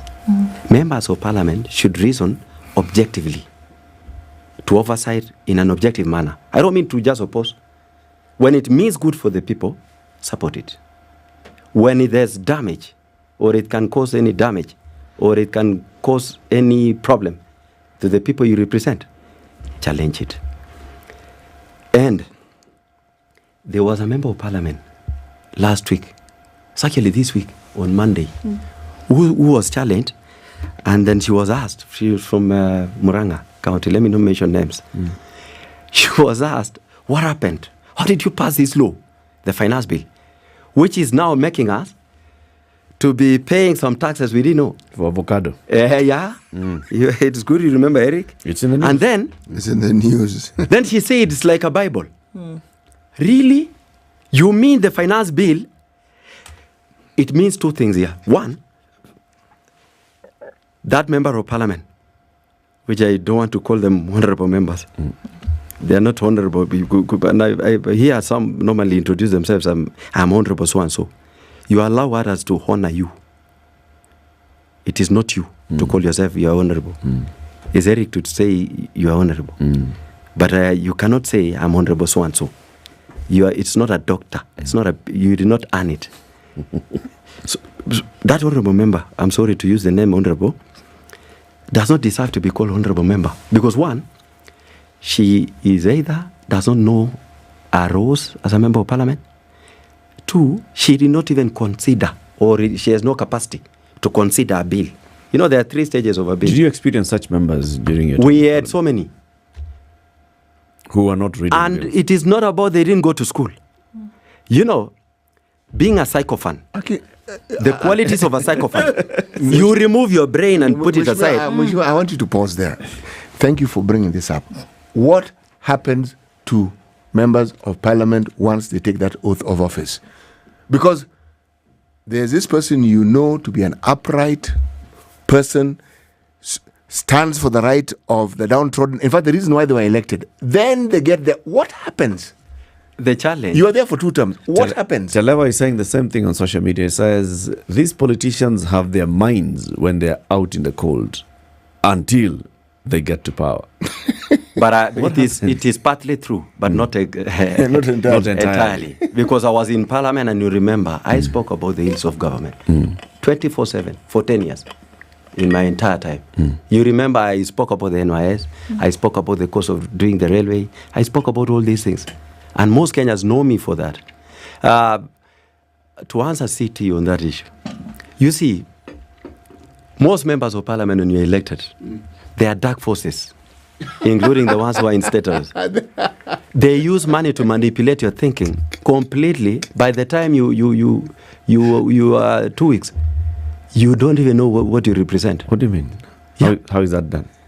It's so easy. You are taken to State House, then you have lunch with the president. You know, having lunch with the president. It's a big and thing. Some of these people have never been to Nairobi. They were brought here. Some did not even have cars. They were bought fast cars in parliament. So they get here, they are stuck, including even my member of parliament. Sorry to say so. He was not driving before he got to parliament. Okay. So when you get here, you have a car, and then you have a driver, you have a bodyguard, then you are sitting with the president. Eric, you are human. It stops completely. It takes the those brain? bold. The brain stops functioning. It stops, even for some doctors. And you know, with the levels of psychopathy, again, psychopathy is like a disease. It's the worst disease than cancer. Because you see, cancer, you can know. Just the presence of the head of state. Lunch. Sitting across the table. Just sitting with the president. And then he's free, talking to you nicely. Then you're given some small money, 100,000. These people are so cheap. Some even make legislation in parliament after getting some 5,000 or 10,000. Yeah. It's so unfortunate. I think it has been spoken about by many others. But let me not spoke about that. The challenge is that we are losing a parliament, which is a independent constitution provided for independent institution provided for by the constitution with roles and obligation to check the excesses of the executive. And yet this doesn't happen. It does not happen. We talked about the 12th Parliament many times on this show. And we talked about how many Kenyans were expressing frustration with Parliament. You are a member of that Parliament. Yeah, I was a member of that Parliament. And we were kept talking about it and saying, look, it appears as though they don't even have to debate. And it's the same thing that we are seeing now in the 13th Parliament. It's as soon as a matter is brought, the speaker is told, let's go to the vote. Put the question. Yeah. Can the mover respond? Yeah. And there's no debating happening. You see, and they utilize some of the provisions. So why are we losing Parliament? It can't just be because someone is bringing 100,000 shillings and a car. And lunch. It can't be. What else? What is it? Eric, is more than that. What is it? And that is a very good question. And I want to remind you that Parliament was not the same as it is now. What we found in 2013 was different. Let me give you a small history, then I answer your question. When we joined Parliament in 2013 with the new constitution, the current Parliament, as per the provisions of the constitution, is more powerful than the previous one. Yep. As per the constitution. Yes. because it has the power to budget, to oversight it has bigger power. If you were to explain, its budget, it controls its budget, calendar, it controls everything. Okay. It has all the powers it is having. So we found a better parliament. And in 2013, when we started, we were more powerful and we were doing our roles. We tried our best. And most of the things that Uhuru achieved is through our intervention as oversighting in parliament. The very many, including, the challenge, the executive, immediately parliament is formed, they buy on the opposition members of parliament so that they are less. Like it's my considered opinion that this current parliament, Kenya Kwanza are a minority. The minority. It's a law. In your first parliament, you are clearly the majority. We were majority. As a Jubilee coalition. With a tyranny of numbers. And that does not mean that you are government. There is sometimes you lie to yourself throughout. You can lie to yourself, dreaming, saying you're rich throughout for 1 month. Until the landlord comes. You will believe that when the landlord gets in, then this is not your house. That's exactly what is happening in that parliament. Some members have lied to themselves that they are more government, and they should not be government. They are actually and that's the thing, Mheshimiwa, we are not seeing any difference between the vibe we are getting from the 13th Parliament from the one we got from the 12th Parliament or the 11th Parliament. The tyranny of numbers boasting was that we are government, we are the majority by a big margin. Let's take a break, going to the news first. It's 9 a.m. Alfred Keter, former MP for Nandi Hills, is our guest today. He's here. He says he wants to be recognized as the leader of opposition, so we are interviewing him for the job. Spice up your life.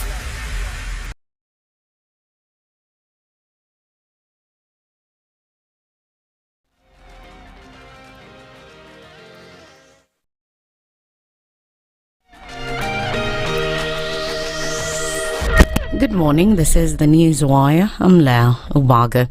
Health Cabinet Secretary Susan Nakhumicha has warned that the government might resort to sacking striking doctors as the standoff between medics and her ministry persists.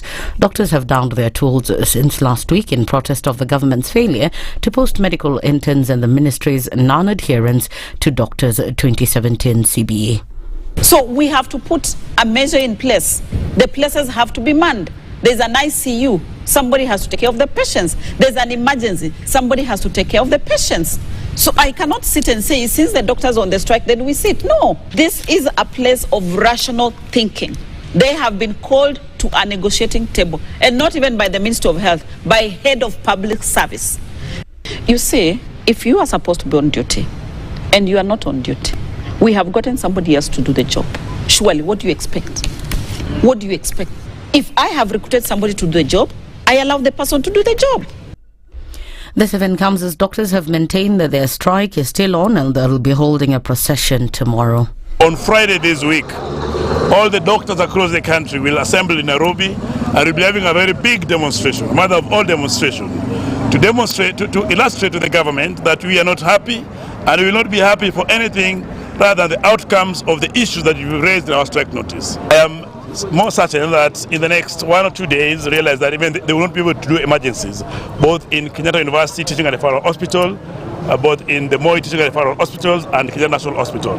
So as a union, we are sitting back, waiting for them to come to the table of negotiating with goodwill. But until then, we'll continue digging in and escalating on every single facility. I can tell you, if you go to Kenyatta tonight, you will not find any doctor working there, because that circular purporting to reduce intern salary has really frustrated them, and even the planned reduction of salaries by statistics on the healthcare workers have now made the other unions to put into action a process that's going to get sure that in the next few weeks we shut down every single health facility.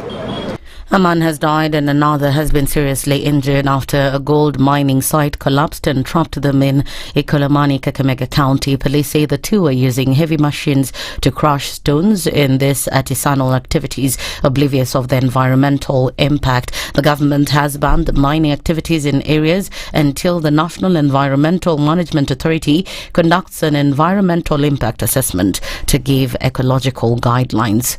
And former Kenya Bureau of Standards MB Ben Njiraini and his co-accused in the alleged theft of 20 million shillings condemned sugar will today face contraband sugar, will today face fresh charges after the state successfully sought to amend the charge sheet. Nyeri was in May last year charged alongside 7 others with conspiracy to steal sugar worth 20 million. Nyeri suspended KRA officials Joseph Kaguru and Derek Kago were charged together with Peter Mwangi, Crispus Waithaka, Muhammad Ali, Abdi Yusuf and Polian Nyeri. They were accused of conspiring to steal the sugar valued at that amount that was intended to be used as raw material for the distillation of industrial ethanol. They all denied the charges and were released on a 400,000 shillings bail each.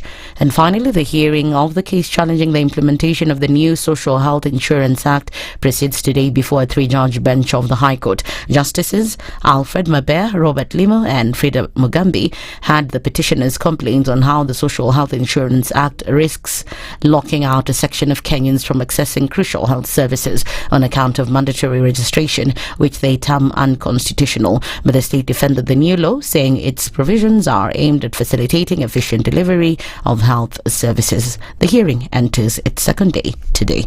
That's the Newswire. I'm Leah Ubaga.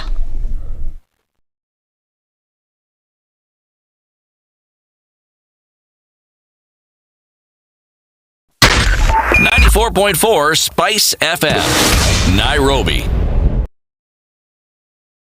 All right, we're coming through towards the end of traffic hour in no time. But for now, let's take a look at what's going on and where it could still be happening. A little bit left on Kiambu Road and also on the Thika Superhighway, but not to worry. You get through the tunnel and you'll be fine getting out towards the CBD. A little bit of traffic also on the Globe Cinema overpass, and we're looking at traffic then touching on Chiromo here and there. And then also, let's look at the Southern Bypass. There's quite heavy movement there. Many trucks heading out in that direction, so it's going to slow down just a little bit. But apart from that, we'll be out of traffic hour early today, and we're going to keep an eye on things as they may pop up during the morning. Let's talk on SpiceFM KE on X, hashtag the Situation Room.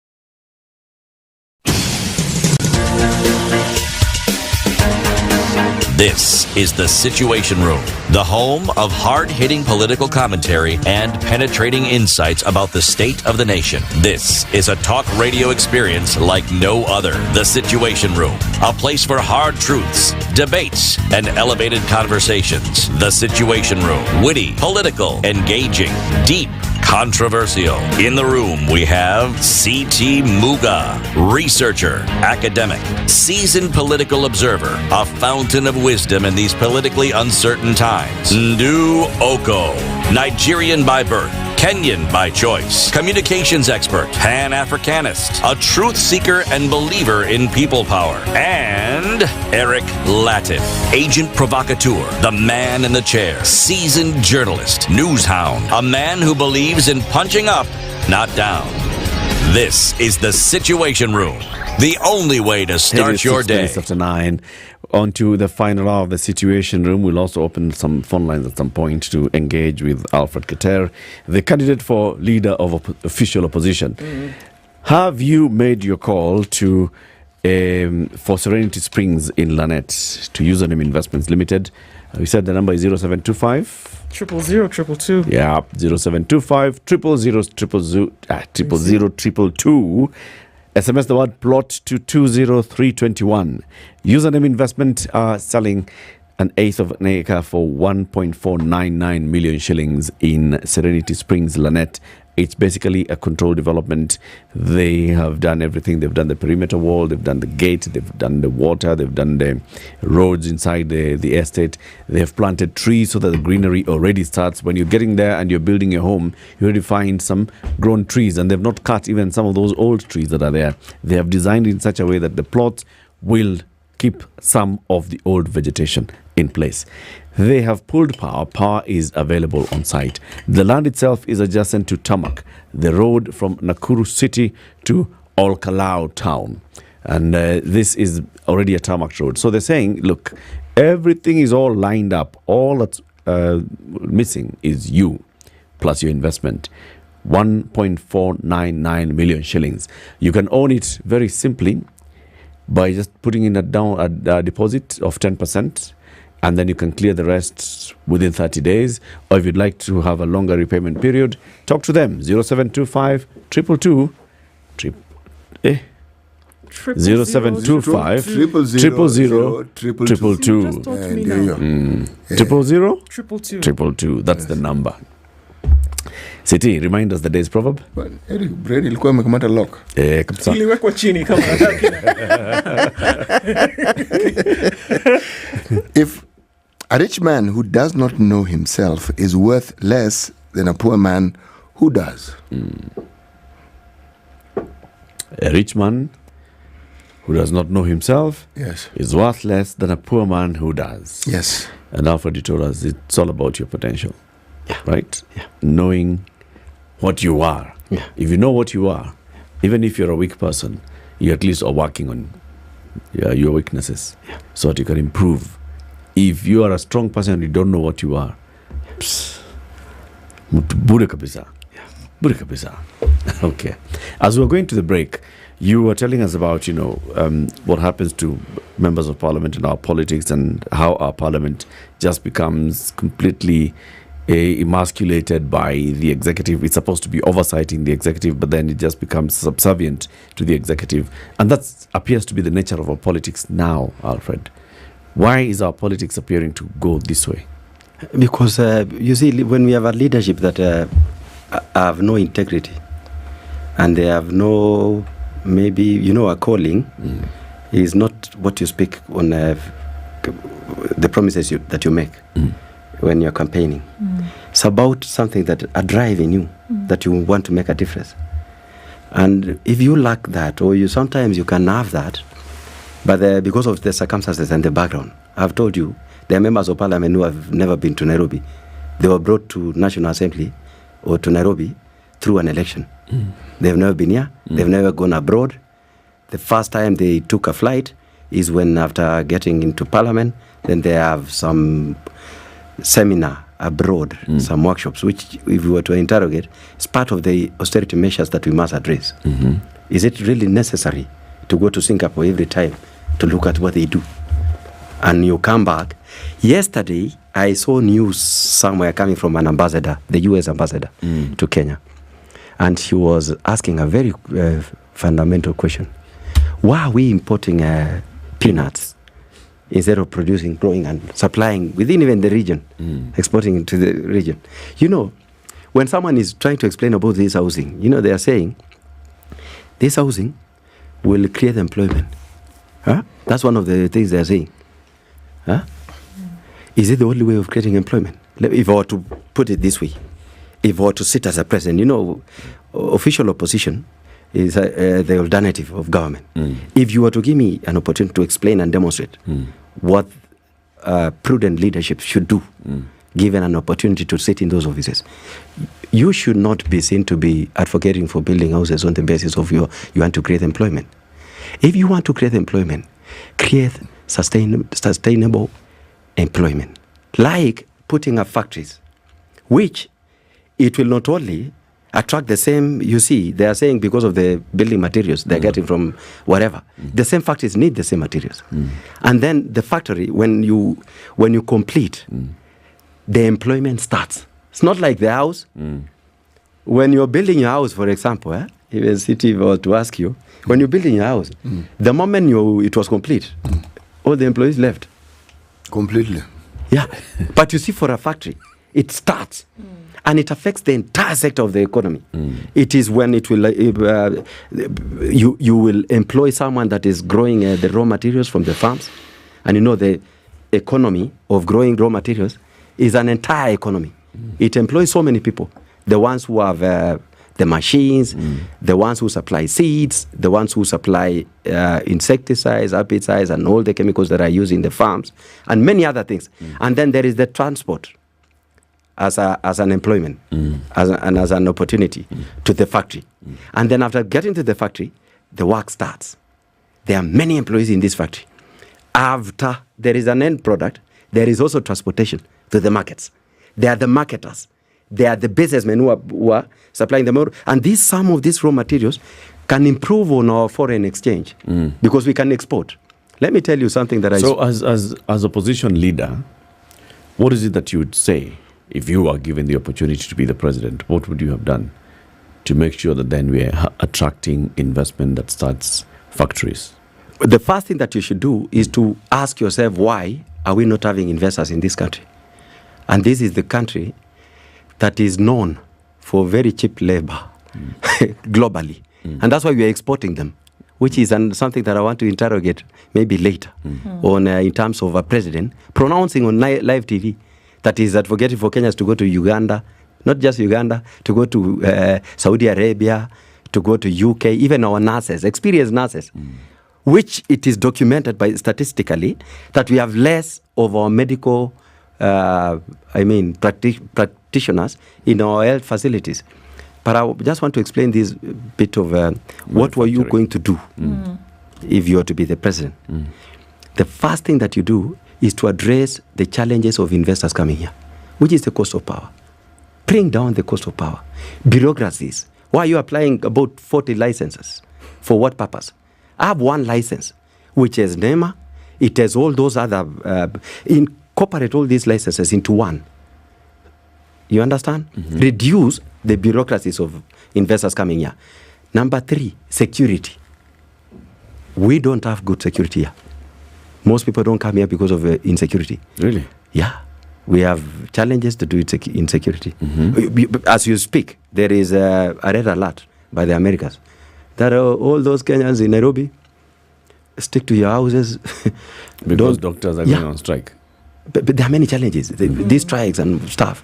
So we need to address all these things so that when you have an environment, and I have a clear vision, if I were to sit as a president, myself like today, the first thing that you need to do is to avoid lazy thinking. Where you go and say, the diesel that we use in a year, in actually 6 months, is about 1 billion liters of diesel, 1.3 billion actually, and then about 1 billion liters of petrol. Then you say, I want to get money here. Now let me increase VAT by 8%. 8% of that comes to this. That is lazy thinking. Good thinkers, like the ones in Singapore, in Malaysia, in Norway, in Scandinavia, the entire Scandinavia, the first world country is not America. The rich countries is not America. America has the world's largest economy, but it is not the richest country. Those richest countries, Denmark and Norway, Finland, Sweden, those countries, they do things that are beyond. You know, even the president here in Dubai, it was not out of lazy thinking to imagine they had oil, which it perished long time. They've gotten money to invest on tourism, which is artificial tourism. They don't have what we have here. In this Kenya, the potential that we have in this country, if you were to talk about the Mara alone, you can't compare with the entire Dubai. The Mara, the wildebeest crossing the Mara, which is one of the wonders of the world. Are we attracting enough tourism to bring dollars to this country? So if you are to generate more income, because they normally say, I had even the PS yesterday telling you that government has only 2 ways of either tax and what? Loans. That is lazy thinking. Bring in more. It is true to a larger extent, but it is wrong this way to imagine that you can tax Eric. You'll only tax to finish domestically. Okay. You have to widen the scope of getting more resources here. Export more coffee. Export more tea. Mheshimiwa, let me ask you this question. Even as you say, what you say makes sense. And it is true, because it is proved to be true by evidence of countries that have followed the method that you're saying. But are we saying that the president doesn't understand these things? We have advisors, and when you look at the list, these are people who know what they know the onions from their leeks. You know, they're not some bumbling citizens who are trying to figure out what to do or what to know. They know, and these advisors exist in almost every sector of this economy. But can I ask you a question? They know. Let me say to you, when you see advisors coming up with a bottom-up approach, which to date, nobody has ever explained how it works. And I want to just pose a question here. Do you know how it works? Yes, have they ever explained actually, how does it work? Actually, I know how it works. You see, the very thing that you've described, without giving it a label, when you create an economic situation that allows for a larger circulation of money, you are spurring economic activity. Yeah. Now, when you spur economic activity and you continue giving it that enabling environment, the very growth that we're talking about then happens.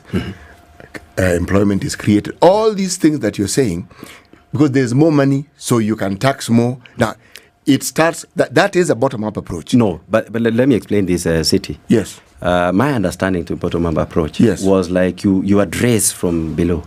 You see, because it has been happening that way. If you want to widen, you don't just address the common wananchi. In fact, to me, it is the other way around. If you want to change this country, like, we are not in the moon. I've been asking these people. We have success stories of many other different countries. Go to Singapore and ask yourself, what they did what? Or even Dubai. Dubai is attracting a lot of investors. The key thing is to have this investor to have the power to handle the needs of this. But I don't know why we even go to Singapore. Why don't we just go to Rwanda? Rwanda, yeah. Rwanda is even attracting Kenya's investors. Why are we going to Singapore? Yeah, why are we going to where? We are going far. Yeah, let's go to Rwanda. Even go to Tanzania. Yeah. Okay? Yeah. These are our neighbors. And look at what they are doing. Even Ethiopians. Yes, exactly. Imagine even after they were not colonized, they have but they are moving forward. Yes. Their airline is better than ours, by far. Ethiopian airline is better than KQ. But let me get back to what you were saying. I believe if I was to sit as a president of this republic, Kenya, which I love so much, because even the interest now, I'm not a state officer. I'm not answerable to anyone. I'm a private citizen. I should be asking questions. But the reason why I'm coming loud is because we are losing our country. And I believe this country has a lot of potential. Look at it this way. Even on food security, we don't have food security here. What we have is just a mess that we are waiting for the harvest to feed. Serious countries with food security, they can go on war for 50 years and they have food. They still have food. What I'm saying, look at Israel, a desert. And Israel, for your information, is the size of my county, Nandi. Baringo is bigger. Even Wazingishu is bigger than Israel. But they produce food to the extent of even supplying us food when we need. Okay. What is happening in this country that we cannot produce even enough food for ourselves, leave alone for exports? Even the peanuts they are saying is not enough for our country. We should actually produce excess to export. So my clear vision, the first thing that any president should do when you win an election, it starts. It's an end to them, most of them, because they want to enrich themselves. But if you want to serve the people, what you do when you sit as a president, there are only 4 things that you should do. And I'll give it how it should be done. The first, most important, is to create employment. Creating employment and producing more food and producing more things to export. We reduce on imports. Yeah. Because that is what brings the foreign exchange, so that you have a stronger currency. The more you export and less imports, that is it informs on the strength of our Kenya shillings. Then, having done that, you will raise a lot of revenue. If you were to deal even with coffee, it can make this country a tiger, a fast one. Tea can make this country, macadamia, even the avocados, and the many others. There are many nuts and many like macadamia and many others. Even the flowers. The flower industry is huge. The Western Wall, their needs are different. And I see people comparing us when they are talking about housing. These are people who want to have flowers every morning. As we can not even afford a bread. And you want to compare ourselves. So employment is number one. Number one. Number two, once you have that employment, it will mean you have what? You have addressed the issue of security. Most of the security that you see in Kenya is because of lack of employment. And I want to explain this. If you go to other countries like the first world countries I've spoken about, you leave your phone anywhere with your wallet, with dollars and euros. You will find it wherever it can be taken to police station, then you get it. Which country is this? I want to go there. Go to Norway. Not to US. US, even in some other places, you can find such so good. Yes. But I'm talking about Norway. Yes. Go to Denmark. Those are the serious countries where your phone, even in Japanese, the Japan, when it's you the go same. to Japan, the same thing. You lose your phone. So what employment. Sorts out security, sorts out income, sorts out... Once you solve the income, it means you have enough money to put up infrastructural facility, and you've addressed security. Once you put up good infrastructural facility, and then you have security, then you attract tourism. Because you cannot have tourists coming to a country that is insecure. You must address security.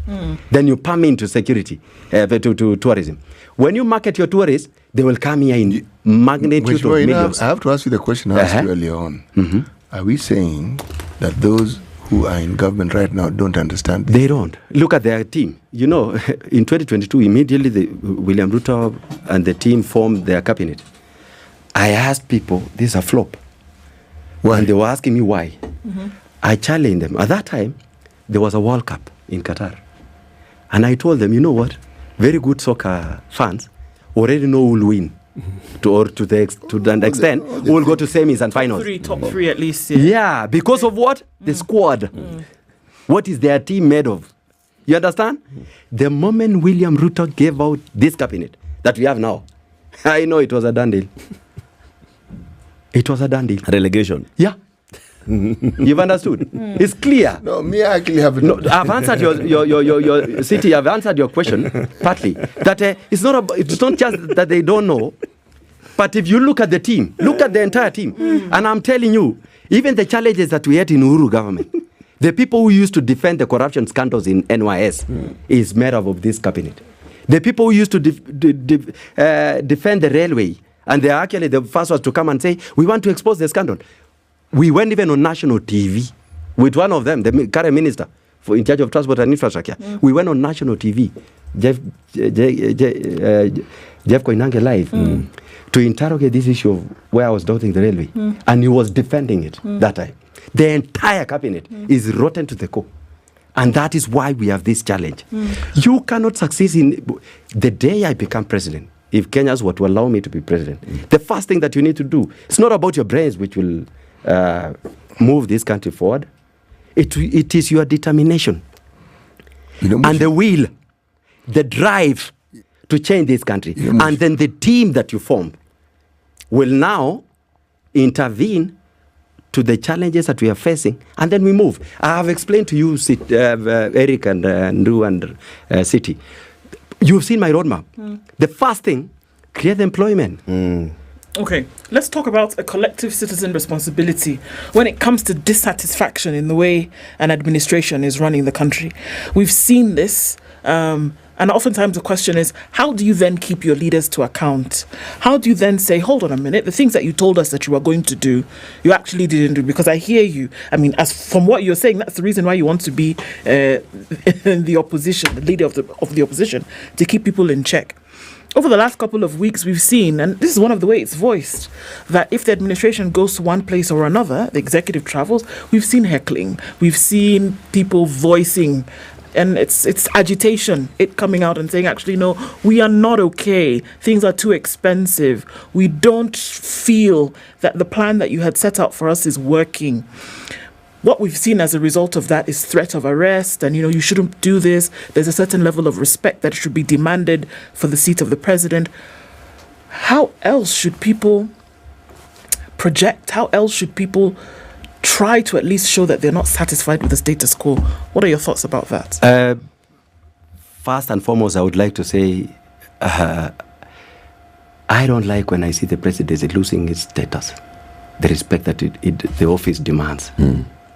I'm one of the people who is against that. But I want to explain that this presidency, again, is part of the reasons why people are heckling them. And I want to explain. Like in Bomet, when they went to Meru, they went and launched Mitungu Technical Training Institute, which was in operational for the last 8 years. It started in 2014-15. It was operational from 2014-15 and you are launching it in 2023. Number two, when they went to Bomet, there was a road called Kiogong, Sigor and Chebunya Road. They were launching. For the what time? The fourth time. What do you mean? Uhuru launched it. They are moving to different places thinking that What is launching? They launch like they're starting. It's a new project. No, I thought launching is when it's completed. And now your operation declare it open. Yes. There are several ways. There is groundbreaking, Yes, which is that's now at the very starting. beginning. What they were doing was groundbreaking, actually. They launched the yeah, that's what they call. We are launching a project, but they're actually groundbreaking. It was groundbroken in 2015 or 2016. I don't remember well. Then again, Ruto went there. Let me tell you. And broke the ground. Uhuru went to a place called Sigor, which is part of that road. You know the road, of course, it moves. It's a long road. How many kilometers? It's a long road. I don't know the number of kilometers. But where does it's from where to where? It is from Siogong to Sigor to Chebunyo. Like you're going to Mara. You understand? It is in. It is partly. It is in Chebalungu constituency. It's in Chebalungu, so now you're actually going towards Mara. You know the Mara is wide. It borders a lot of Bomet. So Uhuru went to Sigor to launch it. Ruto went to Chebunyo to launch it. The same road. Murkomen last year went to a place called Kipsegon in the same road to launch it last year. To Crown Break. Yes. But now Ruto is gone to Crown Break. See, the road has sections. No, which sections? Nothing has happened. What I'm talking about is the contractor coming on site to say we want to start. Yes. And then they leave. Another person comes. Uhuru goes. They launch like that. Are you saying Uhuru launched in Cebu? In Sigor. In Sigor. Are you saying there's no work that has happened from Sigor to They start a little bit like this and then they go. Then it will be groundbreaking again. Okay, that they didn't start well. And they will explain that the contractor which was on site did not do what. And of course, it was the failure by government to put resources, which you heard Murkomen say in Senate yesterday, that they have a pending bill of 60 billion, something like that. And they are trying to use even the infrastructure bond to raise it. And that is actually the reason what informs the currency, the Kenya shillings coming low. It's actually the two things. One is investor confidence, and two, the success now after the investment confidence on the infrastructure bond. Now back to Ndu's question. Now, let me complete. Then they went and so Bomet. What do you expect from a common manager that you told him that your problems at the border level will be addressed? Then you increase the cost of fuel, and they have been claiming they didn't increase. They've increased the VAT just alone from 8% to 16%. That alone amounts to a lot. You know, we are already paying so much. Out of the 180 or 200 Kenya shillings of petrol or diesel. Almost 80 shillings, or more than, is tax. It's tax. There are about 9 tax in every petrol, in every diesel. So what I mean, that common manager, you told him that your problems will be addressed. We will address it from the bottom. The dynasties have been in control. That's why they are not sensitive to your issues. They don't know when you sleep without food. We know. So when they don't know when you lack employment. So when you bring an issue forward, if the president happens to be in your area, and you now say, well, hold this individual accountable, and it comes out in the form of heckling, or it comes out in the form of whatever you want to call it, are folks justified for doing that? You see, what do you expect the common manager to do? You have no other platform. You have sent a member of parliament. He has been given some 100,000 and given a trip to Malaysia one. The brain stopped. But the people are heckling governors. No. Why are they heckling in the presence of the president? And when, you know, the governors are performing duties now, Have you seen any news of one of them being heckled anywhere? Why is it that when the president is there? They're only heckling the governors when the president is there. Why? Because they are sending a message. Maybe that's the only even time including the time of immemorial, when Moi used to be our president. They were, you remember, they used to say the Biwott is problem. But they are actually targeting Moi. Which, to me, it means they must respect the presidency. They're actually showing, we respect you. But in any case, you are the ones who should be booed. Let's take a break. 28 minutes to 10. Alfred Kater, former MP for Nandi Hills, candidate for leader of official opposition. And the presidency. And the presidency is our guest. We'll be back shortly. Good morning. This is the Situation Room, the only way to start your day. If you go out of this country and come back the same person, then you have a problem. Buy land, 1 million. Put it there for 5 years. What's the purpose? It'll have increased in value. No, that's the thing. That's darkness. You know, that's an eclipse. You don't do that. I hope you don't believe that a hustler is a poor person, or that all hustlers are poor. I've seen that conversation. Tell us, who is a hustler? So who's a hustler? Hustler is a person who is making a living through hard work. Corruption in Kenya is a political accusation. The people who are actually corrupt are not pointed fingers at. Kenya is not free. Kenya imeshikwa na mateka. It's under siege. Have you seen that lodge on Nyeri Road? Very high fence. You can't even Windows sleep inside. up near the ceiling. Yes. And if you walk there at midnight, you see bats the size of cows. And when it rains, it doesn't rain on that building. Yes. When you're at All Saints and it's raining, it doesn't rain on that building. The things people will believe. The Situation Room, Kenya's biggest conversation. All right, 9:30 on the nose, and we're coming out of traffic hour. Let's find out what's going on as you get towards Westlands. Just some of that traffic left on Wayaki Way, but usually around this time we'll see that all of that has essentially come to an end. Juja Road, as you come through Moi Forces Primary, there's some traffic there. It's in and outbound. That junction usually is a bit of a sore thumb. Also on the Thika Superhighway, we're still looking at the Pangani underpass with hold-ups as folks trying to make their way through the tunnel. If we look at other parts of the city, we're all right, more or less. That slow movement on the southern bypass still continues, so hopefully it doesn't turn into something worse. On North Airport Road heading towards Outer Ring Junction, there's also a bit of traffic inbound. All right, we'll keep an eye on things. Let's talk through the day. SpiceFM KE on X. Mature, intelligent talk every morning. Spice up yourself.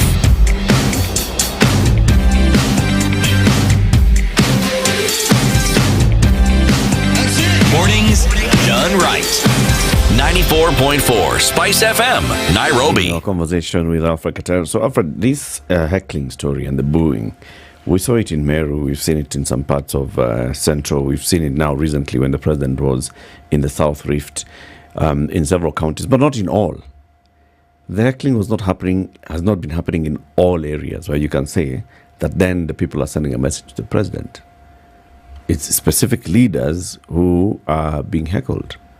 When the deputy president speaks, no heckling. When other members speak, no heckling. When other cabinet ministers speak, no heckling. When visiting MPs speak, no heckling. When a governor speaks, heckling happens.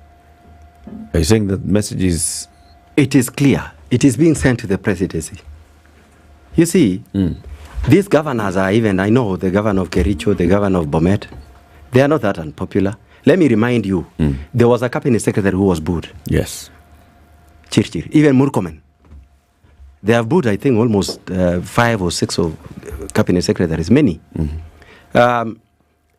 Like Chirchir. Chirchir is not a leader from Bomet. He's not, elected leader in Bomet. He's a cabinet secretary. He's an appointee by the president, approved by parliament. This message is clear. People are tired. They only respect the presidency. That's why they're not bowing to that level. But if they continue this way, I will not be surprised that it can get to the right direction. Kenyans are tired. This is the worst government since independence. And I will say without, I have a lot of, I believe. Because you see... What are you using to gauge that? Even when you start gauging by the cabinet. What, 60? Compare 63, the cabinet in 63. I know I'm too young, but I lived in, I think, 2 years of Kenyatta before Moi. But I remember, it is history. It is in our books of history. It's clear. The cabinet secretaries in Kenyatta government, if you were to compare with what we have now, this is not even deserving to be a county executive members of any county. So comparison is comparison. If you are to compare, hold on. Is comparison what feeds then that opinion of yours? That if you compare what happened or what was done between that time and this is what feeds your opinion of what you've just said. Can I ask what those things were? If you look at the same time period under former late President Moi, and then the current period under President William Ruto and his cabinet secretaries and what they did, ministers at that time, cabinet secretaries now, what was it that was done that you can say, well, okay, if I compare the two, then this lot, as you've said, then is, what word did you use? I didn't see them, I didn't see Moi going to, what were you calling? This not launching. Groundbreaking. A project 5 times. Moi, even if we were to compare what we have in Rift Valley, just to compare what we have in Rift Valley, what Moi brought to our community, which has changed the lives of many Kenyans, including Ugandans and Rwandese and Burundians and Ethiopians. Moi Referral Hospital. That was a presidency of Moi. Moi University, President Moi. Moi International Airport, President Moi. Kapsabet Boys High School, President Moi. Kapsabet Girls High School, President Moi. Teriga High School, President Moi. My own Olesos Technical Institute, which is the biggest in Kenya in terms of infrastructure and everything. It is actually to be meant to be a national polytechnic. It qualifies in every, it has over 10,000 students. It is amazing. I will take a long time to explain. If you compare what Kibaki did, Kibaki is the reason he created all these institutions. Like now what you have as KERA, he classified roads. And that is the reason why roads, we've moved. We are better off than most of our neighboring countries in terms of the road infrastructure. When you see Thika Highway and the many other roads, we are opened up.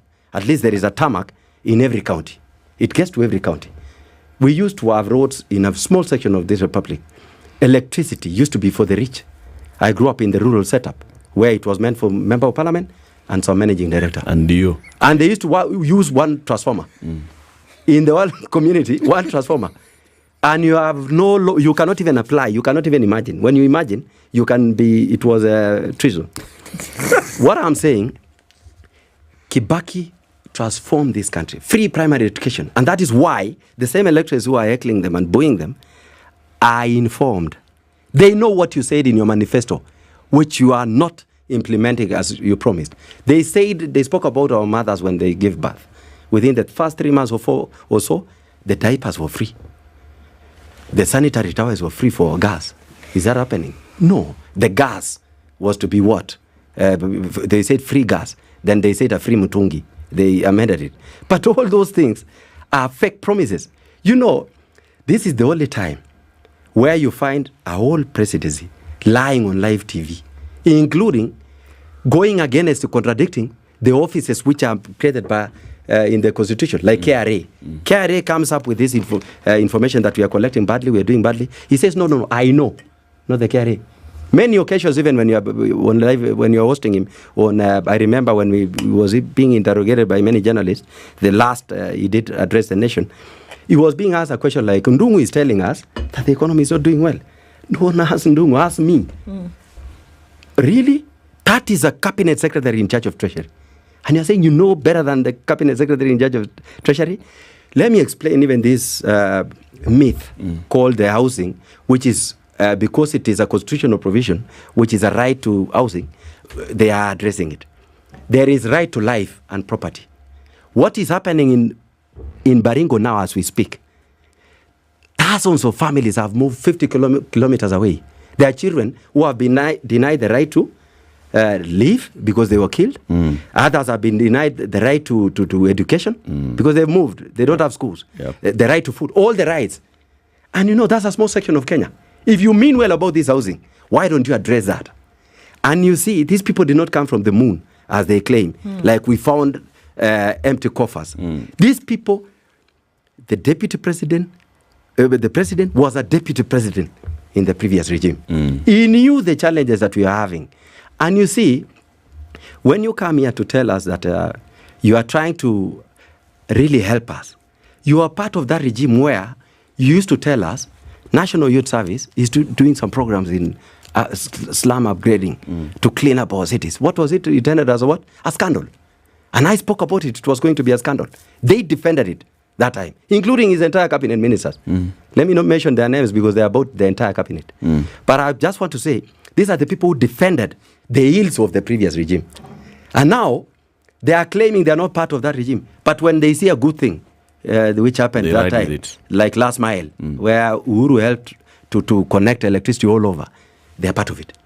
When they see anything, they are launching programs. They're going to launch Uhuru's projects all over. Roads, completion of many things, even technical institutes. You know why even Kenyans are tired? Because they are not launching anything new.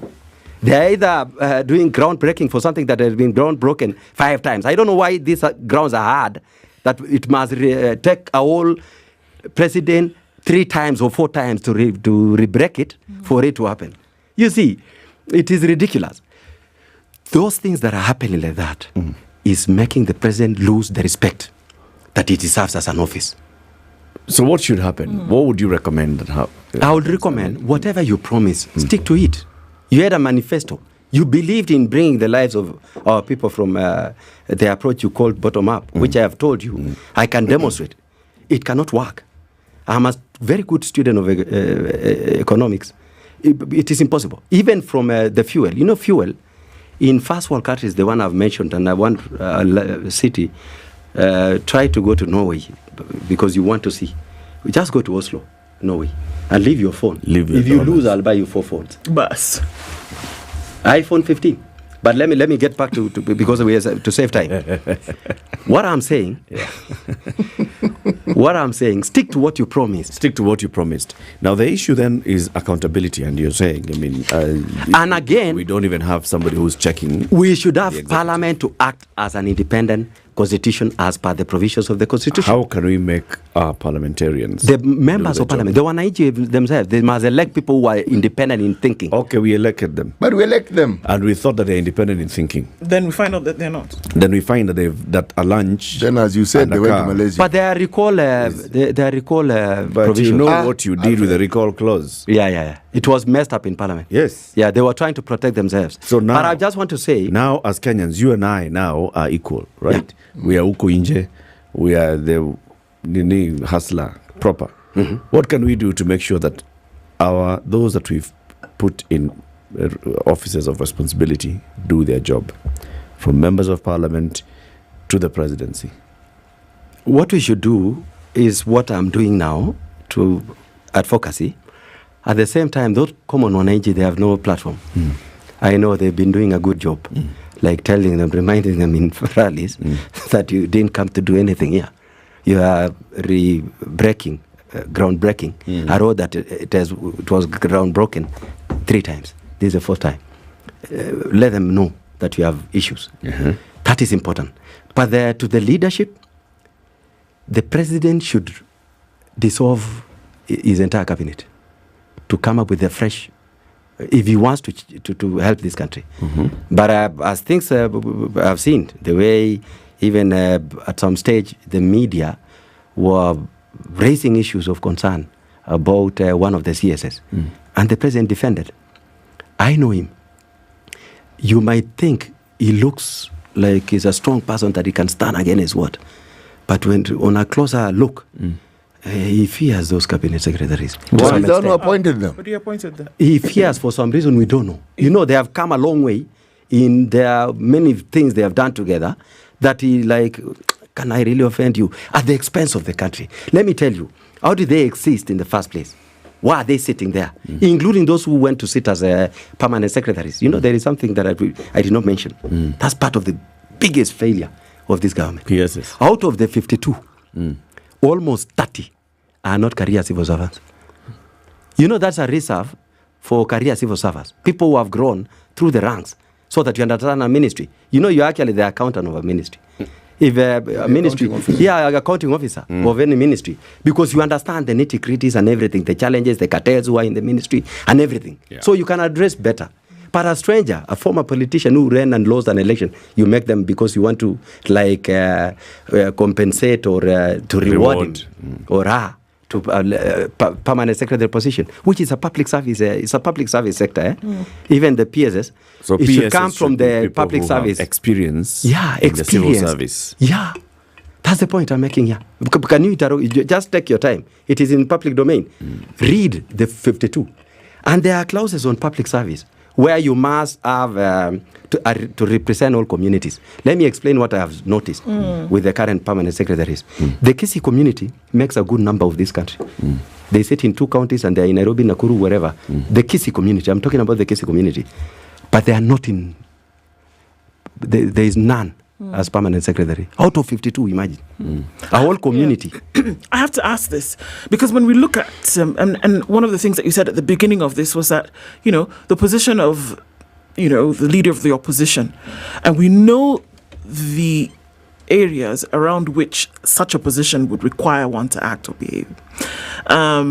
What do you think could, because I think it's easy at some level to be able to point fingers and say, look, this is going wrong, this is going wrong. it's easy to do, no matter how aggrieved one would feel. But here, in the position of the leader of opposition, certain accountability measures that you hold an executive to, right? What would you do? What kind of agitation do you think is required? Or what do you think you would institute to then be able to say, look, we're going to hold these guys up to account. We're going to keep them on their toes. We're going to make sure that they're doing what they said they would do and what they ought to do in a position of leadership. What would that be? We do many things. Like we do rallies and explain to the 190 because they are our bosses. They bring a lot of hostility, they will reason. You know, politicians want to be re-elected. Bring a lot of hostility, they will come back to their senses. Number 2, use the courts. Like this housing levy, I'm one of the people. I've seen, they are saying about 15 or so. I'm going to court, and many others will go, because there are many articles of the Constitution which they have breached. It is unconstitutional. The entire... so use the courts. We have used the courts. And I want to urge the courts to remain independent. And that is one of the reasons that I've raised about Parliament. We have many other independent institutions, including even some offices which are protected by law. You know, the commissions are protected by the law. Yeah. And 2 other offices, independent offices, the Auditor General and the Controller of Budget. They're all protected by law. And all of them have been raising concern. Every 4 months, Controller of Budget tables a report in Parliament, which should be interrogated. And they don't interrogate. That's another issue. It should be taken to court to say, these are some of the issues which are raised by Controller of Budget. Some are raised every 1 year, within 6 months after the lapse of a financial year. The Auditor General is mandated and obligated by law to audit and report back, either to anything concerning a county, to the county assemblies, and the rest to the National Assembly and Parliament. But they are raising many issues. I've already told you, they have raised one last week, or when? It is this week, on matters of land grabbing, which is happening in our institutions. We are losing land over 50 billion. It's a reality. What should we do? Let Parliament do their role and the mandate. And if they continue this way, I will lead 1 million people to come to town of CBD of Nairobi to explain to them. That is the only language they understand. We do a 1 million march, a peaceful demonstration for them to understand. Without heckling anyone, we stop everything, stand still. And I will do that if that is what it so will... basically you're saying if those that we have delegated our authority to do not exercise it well, we take it back. We take it back. That is Article 1. Of our Constitution. The sovereignty is us. We delegate to them. If you have failed, we take it. We take it. Many comments on social media. Some people are agreeing with you, and somebody saying, Eric, I'm at the scene now, and what Kateri is saying is true. Nothing has been done. I think in terms of those roads. Groundbreaking by 3 government officials. The road is from Kyogong, Sigor, Chebunyo. Yeah, that's what the road I said. To Dikir. Yeah, and that is where they were echoed. You know, this Boeing does not come from the moon. I saw the cabinet secretary in charge of security raising concern. Why are you Boeing disrespecting the president? It's true, I don't like it. But address the genesis. It's like someone, but do you think, when people are booing and heckling like that, have they said exactly what their grievances are? They have raised it. You see, when you go there, you already know. And you think they don't know. They will show in a way. Because you already know.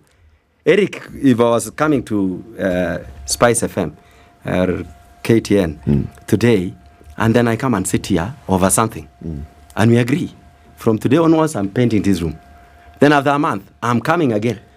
And you see, what they don't know, and I want to explain this, the contractors even speak to the common wananchi. They are telling them, because they are like, you know, the common wananchi are smart. I've told you they've gone to school. They are smart.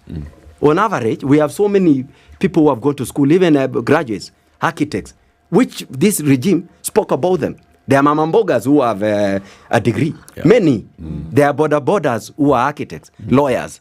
You understand? So some of them engage these contractors and tell them, you were there last year, November, with Murkomen, groundbreaking this road. Why did you leave immediately after Murkomen left? Now, he will explain, no, there was no money now. And now, is there money? He smiles. Then the good ones, the good contractors will be like, in fact, you are better.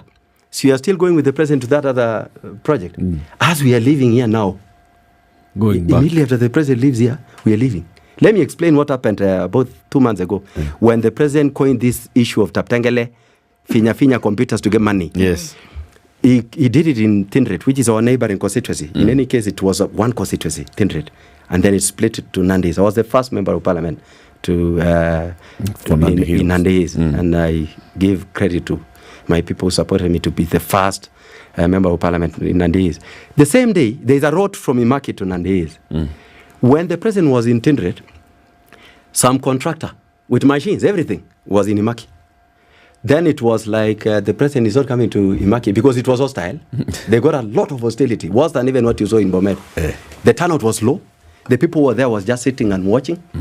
You remember that is when the deputy president spoke about why Alfred Keter, when he comes here, you are supporting him when he's critiquing the government.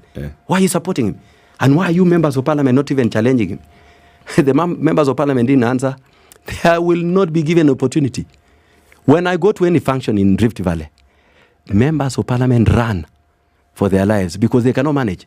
The issues I will raise will resonate with the people, and they will not challenge me.